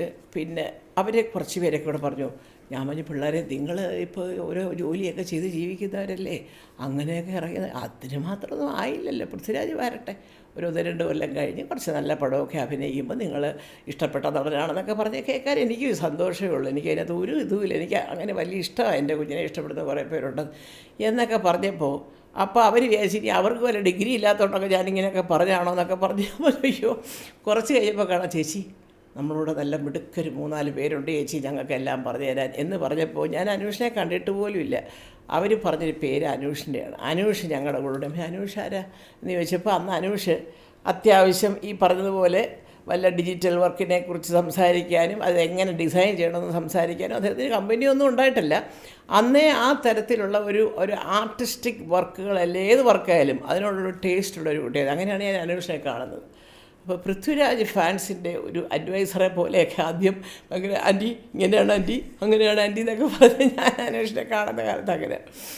അതെല്ലാം കഴിഞ്ഞ് പിന്നെ ഞാൻ അന്വേഷിച്ചപ്പം ഇങ്ങനെ ചില ഷോർട്ട് ഫിലിമുകൾ, പിന്നെ ചില മറ്റു വർക്കുകൾ. പുള്ളി ഒരിക്കലും വെറുതെ ഇരിക്കത്തില്ല. അങ്ങനെ എന്തെങ്കിലുമൊക്കെ ചെയ്ത് ഒരു സ്വന്തമായിട്ട് തന്നെ എൻഗേജായിട്ടിരിക്കുന്ന ഒരു വ്യക്തിയാണ്. അതിനും വേണം ഒരു മിടുക്ക്. ഇപ്പോഴത്തെ രീതി അതല്ലല്ലോ. ഇപ്പോൾ ഈ പറയുന്നതിനോട് സ്വന്തമായിട്ട് കസേരയിലിരുന്നുകൊണ്ടില്ല, അവൻ്റെ പോക്കറ്റിൽ കിടക്കുന്ന കാശ് വെച്ച് എന്തൊക്കെ കളിക്കാമെന്നുള്ളതാണ് ഇപ്പോഴും. അത് മാറിയിട്ട് അന്ന് തൊട്ടേ അനൂഷ് ഒരുപാട് കഷ്ടപ്പെടും. എന്ത് കാര്യം, അതുമാത്രമല്ല നമുക്കൊരു ഇഷ്ടപ്പെട്ട ഒരു കുട്ടി എന്നുള്ളതിൽ, അല്ലെങ്കിൽ നമ്മളെ ഇഷ്ടപ്പെടുന്ന ഒരമ്മയെപ്പോലെ എന്നെ കാണുന്ന ഒരു കുട്ടി എന്നുള്ള എന്ത് കാര്യത്തിന് വിളിച്ചാലും അനൂഷ് റെഡിയാണ്. എന്ത് ജോലി തിരക്കണം ആൻറ്റി ഞാൻ വൈകുന്നേരം വരാം ആൻറ്റി. അത് അന്ന് ഒരു സിനിമാ ബന്ധമോ ഇതുപോലെ ഒന്നുമില്ല. ഇതെല്ലാം കഴിഞ്ഞ് അടുത്ത കാലത്താണ് അനൂഷ് സംവിധാനം ചെയ്യാൻ പോകുമ്പോൾ ഞാൻ പറഞ്ഞു അയ്യോ ഇത് പാവം നേരത്തെ ചെയ്യാമായിരുന്നു, ഷോർട്ട് ഫിലിമൊക്കെ അതൊക്കെ ചെയ്തതല്ലേ ഇതൊക്കെ ചോദിച്ച് ഞാനും അതെല്ലാം കഴിഞ്ഞു കഥ പറയുന്നു. അപ്പോൾ ഞാൻ പറഞ്ഞു മോനെ എന്താ പറയുക അതിങ്ങനെ ഒരു സംഭവമാണ് ആൻറ്റി എന്നൊക്കെ പറഞ്ഞു. അപ്പോൾ നന്നായി. ഓരോരുത്തർ രാജുവിൻ്റെ കൂടെ നടന്നു കഴിഞ്ഞാൽ പിന്നെ പറയാം അടുത്ത പടം പൃഥ്വിരാജ് ചേട്ടൻ ഡേറ്റ് തന്നിട്ടുണ്ട് എന്നൊക്കെ പറയാം. നമ്മളാരും അറിഞ്ഞ പോലും കാണത്തില്ല ഇങ്ങനെ. അതും പോട്ടെ, മോനത് സത്യസന്ധമായിട്ട് പറഞ്ഞില്ല, നന്നായി. അപ്പോൾ നോക്കുമ്പോൾ ഇപ്പോഴാണെങ്കിൽ ഞാൻ സത്യം എനിക്ക് ഭയങ്കര സന്തോഷമുണ്ട്. എത്ര കൊച്ചു പിള്ളേരുടെ പടങ്ങളാണ് ഇവിടെ ജനം ആക്സെപ്റ്റ് ചെയ്യുന്നതോട്. എന്താണെന്നറിയാമോ, അത് ഇൻഡസ്ട്രിക്ക് ഒരുപാട് ഗുണം ചെയ്യും. കാരണം എല്ലാവർക്കും ഈ കോടികൾ റെമ്യൂണറേഷൻ കൊടുത്തോ അല്ലെങ്കിൽ കോടികൾ ചിലവാക്കിയൊന്നും സിനിമ എടുക്കാനൊക്കത്തില്ല. അങ്ങനത്തെ സിനിമ വേണമില്ല എന്ന് പറഞ്ഞില്ല. നമ്മുടെ ഇൻഡസ്ട്രിയുടെ ഒരു പവർ കാണിക്കാൻ അതൊക്കെ നല്ലതാണ്. കാരണം മലയാള ഇൻഡസ്ട്രി എന്നാരും പറയത്തില്ലല്ലോ ഇനി, അതില്ലല്ലോ. പക്ഷേ അതിനോടൊപ്പം തന്നെ ഇവിടെ ഇതുകൊണ്ട് ജീവിക്കുന്ന, ഇതിൽ നിന്നും അന്നം ഉണ്ടാക്കുന്ന ഒരുപാട് പേരുണ്ട്. അവരെ നമുക്ക് സംരക്ഷിച്ച് കൊണ്ടുപോകണമെങ്കിൽ ഇങ്ങനെയുള്ള പടങ്ങളും വേണം അല്ലേ. അപ്പോൾ അങ്ങനെ വന്നപ്പോൾ പറഞ്ഞ് ഇങ്ങനെയൊക്കെയാണ് ഞാൻ ഇങ്ങനെ വേണ്ടപ്പെട്ട എല്ലാവരും കൂടെയാണ് എടുക്കുന്നത്, എനിക്കറിയാം ആൻറ്റി കുറച്ചപ്പോൾ എന്തോ കുഞ്ഞെ കഥ. അപ്പോൾ ഞാൻ അല്ല അതിനകത്ത് ഒരു ചെറിയ വേഷമുണ്ട് ആൻറ്റി ചെയ്യൂ. ഞാൻ ചെയ്യും മോയോ ചോദിച്ചു ഞാൻ. അപ്പോൾ ഞാൻ ചുമ്മാ തമാശനെ ചോദിച്ചു എത്ര രൂപ തരും എന്നൊക്കെ ചോദിച്ചു. അപ്പോൾ പറഞ്ഞു ആൻറ്റിയെ വെച്ച് പടമെടുത്ത ഒരു മാനേജരാണ് ഞങ്ങളുടെ മാനേജർ. അതുകൊണ്ട് എനിക്കറിയാം ആൻറ്റി. ഞാൻ സമാധാനമായി. ഞാൻ പറഞ്ഞു മോനെ അത് പറ്റി അങ്ങോട്ടും ഇങ്ങോട്ടും മാറിയാലൊന്നും കുഴപ്പമില്ല. അനൂഷ് ഒരു പടം എടുക്കുന്നത് കേട്ടപ്പം ഒരുപാട് സന്തോഷം തോന്നി. ഇപ്പോഴത്തെ പിള്ളേർ കാണിക്കുന്ന കുസൃതികളും ഒരു പ്രദേശത്ത് ഒരു 10-15 ചെറുപ്പക്കാർ കൂടിയാൽ എന്തായിരിക്കും അവസ്ഥ നമുക്കറിയാമല്ലേ. അതിനകത്ത് പല രീതിയിൽ പല സ്വഭാവ വൈശിഷ്ട്യങ്ങളുള്ള ഒരുപാട് പേര് കാണും. അവരെല്ലാവരും കൂടെ കൂടിക്കഴിയുമ്പോഴത്തേക്കും മിക്കവാറും ആ നാട്ടിൽ പിന്നെ വേറെ ആരും ഭരിക്കാൻ വേണ്ടാത്തൊരവസ്ഥയാണ് ആ ഒരു ചുറ്റുവട്ടത്ത്. അങ്ങനെയുള്ള ഒരു ഗ്രൂപ്പ് ഓഫ് പിള്ളേർ കാണിക്കുന്ന ചില കുസൃതികളിലൂടെ ഒരു കുടുംബത്തിൽ നടക്കുന്ന സംഭവം. അപ്പോൾ അവിടെ ഒരു അമ്മൂമ്മ, എൻ്റെ കൊച്ചുമോളാണ് നായിക, അത്രയും ഞാൻ പറയാം. അപ്പോൾ ഇത് അമ്മൂമ്മ എപ്പോഴും പോയി അന്വേഷിക്കുന്ന ആളൊന്നുമല്ല. പക്ഷേ ഇതറിയുന്ന ഘട്ടത്തിൽ അമ്മൂമ്മ വിചാരിക്കും ഓഹ് ശരി ഇങ്ങനെയാണ്. പക്ഷേ അമ്മൂമ്മ ഉള്ളുകൊണ്ട് ഈ കൊച്ചുമോളെ ഒരുപാട് സ്നേഹിക്കുകയും മോടെ കൂടെ നിൽക്കണം എന്നൊക്കെ വിചാരിക്കുമെങ്കിലും അമ്മൂമ്മ അതങ്ങനെ പ്രത്യക്ഷമായിട്ട് കാണിക്കത്തില്ല. ഇച്ചിരി ഗൗരവകാരിയാണ്. അങ്ങനെ ഈ ഒരു കഥ പറഞ്ഞപ്പോൾ തന്നെ എനിക്ക് തോന്നി ഇത് ചെറുപ്പക്കാരിലായിരുന്നു. ഞാൻ ചോദിച്ചു ഇതിനെക്കുറിച്ച് പറയാനായിട്ട് ഈ പിള്ളേരെയൊക്കെ വിളിച്ചിരുത്തിയിട്ട്. അപ്പോൾ അതെടുക്കുന്നുണ്ട് ആൻറ്റി അവരുടെ. അപ്പോൾ അത് കഴിഞ്ഞിട്ട് ചില പോസ്റ്റർ ചില ഡിസൈനൊക്കെ ചില പരസ്യമൊക്കെ കണ്ടപ്പോൾ എനിക്ക് തോന്നി ആദ്യത്തെ ഇവരുടെ ഒരു ചെറിയൊരു സംഭവം, ഒരു തന്നെ ഫസ്റ്റ് ലുക്ക് ഇതുപോലൊരു സംഭവം കണ്ടായിരുന്നു. ഇപ്പോഴല്ല കുറച്ച് നാൾ മുമ്പ് ഇവരൊക്കെ കൂടെ വന്നിട്ട് കണ്ടോടെ സംവിധാനം കണ്ട ഒരു നല്ല മുണ്ട് പോലും ഇല്ല എന്നൊക്കെ പറഞ്ഞൊരു പരസ്യം വന്നായിരുന്നല്ലോ ഫസ്റ്റ്. അപ്പോൾ അപ്പോഴേ ഞാൻ പറഞ്ഞു ഞാൻ ഉദ്ദേശിച്ച രീതിയിലാണ് ഈ കുട്ടികൾ ഇതിൻ്റെ പരസ്യങ്ങളും പ്രൊപ്പഗാൻഡയൊക്കെ കൊണ്ടുപോകുന്നത്, കൊള്ളാമല്ലോ എന്ന് തോന്നി. അപ്പോൾ എനിക്കൊരു സന്തോഷം തോന്നി ഇവരുടെ കൂടെ ഇത് അഭിനയിക്കുമ്പോഴേ. ഇപ്പം ഞാൻ ഈ അടുത്ത കാലത്ത് അങ്ങനെ ചെയ്തൊരു പടമാണ് ഈ വ്യസനസമേതം ബന്ധുമിത്രാദികൾ. അത് റോൾ എത്രയെന്ന് ചോദിച്ചാൽ 28 സീൻ അതല്ല അതിൻ്റെ സംഭവം. അത് ആ ക്യാരക്ടർ ഞാൻ ചേച്ചി ചെയ്താൽ നന്നായിരിക്കും. അങ്ങനെ ആരെങ്കിലും ചെയ്യുന്നതിൽ നല്ലത് ഒരു ആർട്ടിസ്റ്റ് ഇപ്പോൾ എല്ലാവർക്കും അറിയാവുന്ന ഒരാൾ ചെയ്താൽ നല്ലതാണ് എന്ന് പറഞ്ഞാൽ ചെയ്ത് കഴിഞ്ഞപ്പോൾ എനിക്ക് തോന്നി സത്യമാണ് എന്ത് കറക്റ്റാണ് ബിപിൻദാസ് പറഞ്ഞത്. കാരണം ഈ തള്ളയെ പറ്റിയാണ് ത്രൂ ഔട്ട് അതിനകത്ത് പറയുന്നത്, അമ്മമ്മയുടെ കളികളും കാര്യങ്ങളും ഒക്കെ. അപ്പോൾ അതുകൊണ്ട് അങ്ങനെ നമുക്കൊരു കഥാപാത്രം വരുമ്പോൾ ഈ കഥാപാത്രത്തിന് ആ കഥ അവസാനിച്ചപ്പോൾ ഒരു വലിയ പ്രസക്തി ഉണ്ടായിരുന്നു കേട്ടോ എന്ന് പറയുന്നിടത്ത് നമ്മളിൽ ഒരു ജനത്തിൻ്റെ ഒരു ശ്രദ്ധ പതിയുമെങ്കിൽ സ്വാഭാവികമായിട്ടും ആ ക്യാരക്ടർ ചെയ്യണമെന്ന് വിചാരിക്കുന്ന ആളാണ് ഞാൻ. അല്ലാതെ ഇപ്പം എത്ര സീനുണ്ടായിട്ട് എന്താ കാര്യം? അമ്മേ ഞാൻ ഇറങ്ങുന്നു, ശരി മോനെ എന്ന് പറയാനാണ് 28 സീനെങ്കിലോ ഒരു കാര്യവും ഇല്ല. അപ്പോൾ അതുകൊണ്ട് ഞാൻ പറഞ്ഞു ഇനി ഇതൊന്നും അല്ലെങ്കിലും അനൂഷ് ഒരു പടം ചെയ്യുമ്പോൾ അതിലൊന്ന് വന്ന് സഹകരിക്കണമെന്ന് പറഞ്ഞാൽ സഹകരിക്കാൻ ബാധ്യസ്ഥരാണ് ഞാനും എൻ്റെ മക്കളും, അത് യാതൊരു സംശയം വേണ്ട. ഞാൻ എൻ്റെ മോനോടും പറഞ്ഞു, ഞാൻ പറഞ്ഞു ഇപ്പോൾ അവന് ഏതാണ്ട് 2-2.5 വർഷത്തേക്ക് വീട്ടിൽ പോലും വരാൻ നേരമില്ലാതെ പോവായി, 2027 വരെ സമയമേ ഇല്ല. പക്ഷേ എന്തായാലും ഞാൻ പറഞ്ഞു മോനെ പോട്ടെ, അതിൻ്റെ ഇടയ്ക്ക് ഒരാളെ മാറ്റി നിർത്തി നീ ചെയ്യുന്നതെല്ലാം തെറ്റാ, അങ്ങനെയല്ല. ആദ്യം വന്ന പടങ്ങൾ ആദ്യം ചെയ്യണം, അങ്ങനെ തന്നെയാണ് ചെയ്യേണ്ടത്. അങ്ങനെ ചെയ്തില്ലെങ്കിൽ അവരുടെയും കൂടെ ഒരു വിഷമം നിന്നെയും കൂടെ ബാധിക്കും അത്. അപ്പോൾ ഏതായാലും ഇതൊക്കെ കഴിഞ്ഞിട്ട് സമയം കിട്ടുമ്പം അനൂഷിനൊക്കെ ഒരു പടം ചെയ്ത് കൊടുക്കണം. കാരണം അതുകൊണ്ടൊക്കെ അവരെന്തെങ്കിലുമൊക്കെ നേടി ഈ ഇൻഡസ്ട്രിയിലൊരു സ്ഥാനമോ അല്ലെങ്കിൽ ഒരു സാമ്പത്തികമായ ഒരു നേട്ടമോ ഒക്കെ ഉണ്ടാകുന്നെങ്കിൽ അതൊക്കെ ഞങ്ങൾക്ക് ചെയ്തു കൊടുക്കാനൊക്കത്തുള്ളൂ. ഏറ്റവും വലിയൊരു ഉപകാരം അല്ലെങ്കിൽ ഒരു ഉപകാര സ്മരണ എന്നോണം തിരിച്ച് ചെയ്യാൻ പറ്റുന്ന കാര്യങ്ങൾ അതൊക്കെയാണ് അല്ലേ. അല്ലാതെ ഇപ്പോൾ നമുക്ക് 4 ഏക്കർ സ്ഥലം വാങ്ങിച്ചു കൊടുക്കാൻ പറ്റുമോ അനൂഷിൻ്റെ പേരിൽ? അതൊന്നും നടക്കത്തില്ല. അങ്ങനെ എൻ്റെ മോൻ ചെയ്യുന്നുണ്ട്. അത് സിനിമാക്കാർക്ക് സന്മനസ്സുള്ളവരുണ്ടെങ്കിൽ സമ്മതിക്കും. ഒരു പ്രതിഫലവും ഇല്ലാതെ എത്ര നാൾ വേണമെങ്കിലും അവൻ കഷ്ടപ്പെടും. അത് അവന് സിനിമയോടുള്ള പാഷൻ, ആരുമായിട്ട് സഹകരിക്കുന്നോ അവരോടുള്ള ബഹുമാനം, ഒറ്റ നയാ പൈസ വാങ്ങിക്കാതെ എൻ്റെ മോൻ സഹകരിക്കും. അത് ഞാൻ ഗ്യാരൻറ്റിയാണ്, എനിക്കറിയാം. അതുകൊണ്ട് ഞാൻ പറഞ്ഞു ഇവിടെ എന്താ എങ്ങനെയെന്നൊന്നും ആരും ചോദിക്കരുത്. ഈ സിനിമ കാണാൻ വരുന്ന ആൾക്കാരോട് അല്ലെങ്കിൽ കാണാൻ വരേണ്ടതിൻ്റെ ഒരു കാരണം എന്തായിരിക്കണം, എന്തിനായിരിക്കണം ആളുകൾ മനസ്സിലാക്കുന്നത്? ഈ ഇൻ്റർവ്യൂവിൻ്റെ അവസാനം എനിക്ക് പറയാനുള്ളത് ഈ പറഞ്ഞതുപോലെ ഈ വത്സല ക്ലബിനെ കുറിച്ചാണ്. ഇത് കാണണം. കാരണം ഒരു ചെറുപ്പക്കാരൻ്റെ അധ്വാനമാണത് എന്ന് പറഞ്ഞാൽ ചുമ്മാ നിസ്സാരമായിട്ട് തട്ടിക്കൂട്ടി വെച്ചതല്ല. എനിക്കറിയാം, ഞാൻ അവിടെ ചെന്നിരിക്കുമ്പോൾ അതിൻ്റെ പിന്നിൽ അതിലഭിനയിച്ച ഓരോ ആർട്ടിസ്റ്റും എല്ലാം നല്ല മിടുക്കര് കുട്ടികൾ, നിങ്ങൾക്കറിയാവുന്നവരാണല്ലോ, അവർ കാർത്തിക് അല്ലേ, അവരെല്ലാവരും ഉണ്ട് അവിടെ. അപ്പോൾ അവരെയൊക്കെ നിങ്ങൾക്കറിയാം, എന്നെക്കാട്ടിൽ നിങ്ങളായിരിക്കും അവരുടെ പരിപാടികളും സിനിമകളും ഒക്കെ കണ്ടിരിക്കുന്നതും ഒക്കെ. അപ്പോൾ അതുകൊണ്ട് അവരെല്ലാവരും നന്നായിട്ട് പെർഫോം ചെയ്തിട്ടുള്ളൊരിതാണ്. നിങ്ങൾ ചിരിക്കാനുള്ള സംഭവങ്ങളുണ്ട്. ചിരിക്കുന്നതിനോടൊപ്പം തന്നെ ചിന്തിപ്പിക്കുന്ന ഘടകങ്ങളും ഈ സിനിമയിലുണ്ട്. ആ ചിന്തിപ്പിക്കുന്നിടത്താണ് ഈ അമ്മമ്മ കയറി ഇടപെടുന്നത്. അതുകൊണ്ട് വത്സല ക്ലബ്ബിൽ വരിക 26-ാം തീയതി തൊട്ട്. ആ ക്ലബ്ബിൽ ഞങ്ങളൊക്കെ ഉണ്ടാവും അവിടെ. മിക്കവാറും അവിടെയൊക്കെ തന്നെ കാണും. ഞാനിപ്പോൾ കൊച്ചിയിലുള്ളതുകൊണ്ട് മിക്കവാറും കൊച്ചിയിലായിരിക്കും, കൊച്ചിയിലത്തെ ബ്രാഞ്ചിലായിരിക്കും ഞാൻ ക്ലബ്ബിൽ വരിക. കാണണം. കാരണം ഞാൻ അങ്ങനെ ഇങ്ങനെയൊന്നും പറയാറില്ല. ഞാൻ അഭിനയിക്കുന്ന ചിത്രങ്ങൾക്കല്ലാതെ ഞാൻ പറയാറുണ്ട് നല്ല പടം എന്ന് പറയാറുണ്ട്. പക്ഷേ ഇതുപോലെയുള്ള പടങ്ങൾ ഇപ്പോൾ എനിക്ക് ഏറ്റവും വലിയ സന്തോഷം ഇതാണ് സത്യം. അത് വ്യസനസമേതം, ബന്ധുമിത്രാദികൾ നന്നായിട്ട് ഓടി. അല്ലെങ്കിൽ വിദേശത്തു നിന്നുള്ളവരൊക്കെ എൻ്റെ ഫ്രണ്ട്സൊക്കെ ഞാൻ പറയാറില്ല, കോളേജ് ഗ്രൂപ്പിൻ്റെ 3 വലിയ പാർട്ടികൾ അമേരിക്കയിലാണ്. അവരൊക്കെ ഓരോ ചിത്രം കണ്ടിട്ട് അയ്യോ മല്ലിക ഇങ്ങനെയൊക്കെ സിനിമ വരാൻ തുടങ്ങിയല്ലോ എന്നൊക്കെ പറയുമ്പോൾ നമുക്കതൊരു ഭയങ്കര ഒരു സന്തോഷമാണ്. നമ്മൾ അഭിനയിച്ചിട്ടല്ല, നമ്മുടെ സിനിമയിൽ വരുന്ന മാറ്റങ്ങൾ, ഈ കുട്ടികളുടെ സിനിമകളൊക്കെ നന്നായിട്ട് ഓടുക, അവരെയൊക്കെ അംഗീകരിക്കാനുള്ളൊരു മനസ്സുണ്ടാവുക എന്ന് പറയുന്നത് തന്നെ ഒരു മഹാകാര്യമാണ്. ഞാൻ ആദ്യം സൂചിപ്പിച്ചതുപോലെ എല്ലാവർക്കും കോടികൾ കളഞ്ഞ് സിനിമ എടുക്കാൻ ഉള്ള നിർമ്മാതാവൊന്നും എല്ലാവർക്കും കിട്ടത്തില്ല. അപ്പോൾ അത് ഇല്ലെങ്കിലും ഒരുപാട് പേര് ഇതുകൊണ്ട് ജീവിക്കുന്നവർക്ക് വേണ്ടെങ്കിലും നമുക്ക് ചിത്രങ്ങൾ ഉണ്ടാവണം. പക്ഷേ എന്ന് വിചാരിച്ച് ഒരാഴ്ചയെ കൊണ്ട് 6 എണ്ണം ഇറക്കുന്ന പരിപാടികളോട് എനിക്ക് എൻ്റേതായ അഭിപ്രായ വ്യത്യാസമുണ്ട്. പണ്ടൊക്കെ നിർമ്മാതാക്കളൊരു തീരുമാനം ഉണ്ടായിരുന്നു, ഒരാഴ്ചയിൽ 2 ചിത്രം. അതൊക്കെ ഇപ്പോൾ ഇല്ലെന്ന് തോന്നുന്നു, എനിക്കറിയില്ല. ഏതായാലും ഈ വത്സല ക്ലബിലേക്ക് വരിക, കുറച്ച് നേരം എല്ലാവരും ചിരിച്ച് കളിച്ച് കൊള്ളാമല്ല ഈ നാട്ടിൻപുറത്തെ യുവന്മാരെല്ലാം കൂടെ ആൾക്കാർ എന്ന് നിങ്ങൾക്ക് തോന്നി ഒരു ചിരിയോടുകൂടിയേ നിങ്ങൾ അവിടുന്ന് ഇറങ്ങി പോകുള്ളൂ. ഈ ചിത്രം നിങ്ങളുടെ മനസ്സിൽ നിൽക്കുമെന്നുള്ളത് ഉറപ്പാണ്. അമ്മ എന്ന നിലയിൽ മക്കളെക്കുറിച്ച് പറയുമ്പോൾ 100 നാക്കാണ്. ഒരു അമ്മാമ്മയും കൂടെയാണല്ലോ, ഒരു അമ്മൂമ്മയാണ്.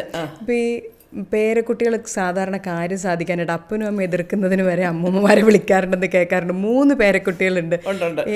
ഇത് എല്ലാ വീട്ടിലെയും പോലെ നിങ്ങളുടെ വീട്ടിൽ നടക്കാറുണ്ടോ? അത് മാത്രം ഉണ്ട് എല്ലാം ഉണ്ട്. അത് ഇല്ലാത്ത കള്ളവും കൂടെ പറഞ്ഞിട്ട് കയറ്റി മസാലയൊക്കെ ഇട്ട് പറയാം, അമ്മൂമ്മ ഞാൻ അങ്ങനെ ഒന്നും ചെയ്തില്ല. എന്നിട്ടും അച്ഛൻ എന്ന് പറയുമ്പോൾ അപ്പോഴേ ഇന്ദ്രൻ പറയും, ഇങ്ങനെ പറയും, രാജു പറയും അമ്മയെ കാണുമ്പോഴാണ് ഇവളീ കഥ എഴുതുന്നത് കേട്ടോ. അതെ, എല്ലാ വീട്ടിലും പോലെ തന്നെയാണ് ആ വീട്ടിലും എല്ലായിടത്തും ഉള്ളതുപോലെ അമ്മൂമ്മയെ. അതായത് എന്താ വെച്ചാൽ നമ്മൾ ഈ തമാശ നമ്മൾ കാണിക്കുമല്ലോ, മക്കളെ ഇന്ദ്രായാലും രാജുവായാലും ഞാൻ അടുത്ത് വന്നിരിക്കുമ്പോൾ എന്തിനാണ് അതിൻ്റെ കുഞ്ഞിനെ കരയിപ്പിച്ചു. അപ്പോൾ ഇദ്ദേഹത്തിൻ്റെ വേദന ശരിക്കും അവനെ അടിച്ചു എന്നാണ്. അപ്പം അമ്മൂമ്മയ്ക്ക് അധികാരമുണ്ടല്ലേ അച്ഛനെ തല്ലാൻ. എന്നാൽ പിന്നെ രണ്ടെണ്ണം കൂടെ പറയാമെന്ന് പറഞ്ഞാൽ ഇല്ലാത്ത രണ്ടെണ്ണം കൂടെ ചേർത്ത് പറയുന്ന ഒരു പരിപാടി കൊച്ചുമൊക്കെ കൊണ്ട്. ഇത്രയും സന്തോഷത്തോടെ ഒരുപാട് വർഷം നല്ല ഒരു അമ്മയായിട്ട് ഇങ്ങനെ കാണാനായിട്ട് ഞങ്ങൾക്കും പറ്റട്ടെ എന്ന് ഭഗവാനോട് പ്രാർത്ഥിച്ചുകൊണ്ട് അവസാനിപ്പിക്കാൻ. ഒരു വാക്കാണ് ഏറ്റവും വലിയ സമ്പാദ്യം എൻ്റെ. കാരണം പലപ്പോഴും പലയിടത്ത് ചെല്ലുമ്പോഴും ഇതേ വാചകം പറഞ്ഞ് എന്നെ യാത്രയാക്കാറുണ്ട്. ചേച്ചി ധൈര്യമായിട്ടിരിക്കണം, ഈ നാട്ടിൽ ചേച്ചിയെ മക്കളെ സ്നേഹിക്കുന്ന ഒരുപാട് പേരുണ്ട്, ആ സ്നേഹം മതി എനിക്ക് വേറൊന്നും പ്രശ്നമല്ല. എൻ്റെ കുഞ്ഞുങ്ങൾ നന്നാവും എന്നുള്ള വിശ്വാസം എനിക്കുണ്ട്. കാരണം ഞാൻ അവരെ അങ്ങനെയാണ് വളർത്തിയിരിക്കുന്നത്. അവർ മിടുക്കരാ, അവർ നുണ പറയില്ല, ആരെയും വേദനിപ്പിക്കാൻ പോകത്തില്ല, ആരുടെയും പ്രീതിക്ക് വേണ്ടി ഓവറായിട്ട് സ്നേഹം അഭിനയിക്കാറുമില്ല. അതാണ് എൻ്റെ മക്കൾ. Thank you. സൈന 40 വർഷം ആഘോഷിക്കുമ്പോൾ 50 വർഷമായിട്ട് ഇൻഡസ്ട്രിയിലുള്ള മല്ലികാമ്മയ്ക്ക് എല്ലാവരും ഏറെ സ്നേഹത്തോടെ സ്നേഹിക്കുന്ന മല്ലികാമ്മയ്ക്ക് എനിക്ക് അങ്ങനെ പറഞ്ഞു തരാമല്ലോ. അപ്പോൾ ഞാൻ 40 വർഷമായോ സൈന? 40 വർഷം. അയ്യോ ദൈവമേ, 400 വർഷങ്ങൾ തികഞ്ഞാലും ഇതിങ്ങനെ പോട്ടെ മോളെ. ജർമ്മൻ പഠിക്കാനും ജർമ്മനിയിലേക്ക് പറക്കാനും ഇനി എഡ്യൂഫ്ലെയർ. എഡ്യൂഫ്ലെയർ, ഇന്ത്യസ് #1 ലാംഗ്വേജ് ഇൻസ്റ്റിറ്റ്യൂട്ട്.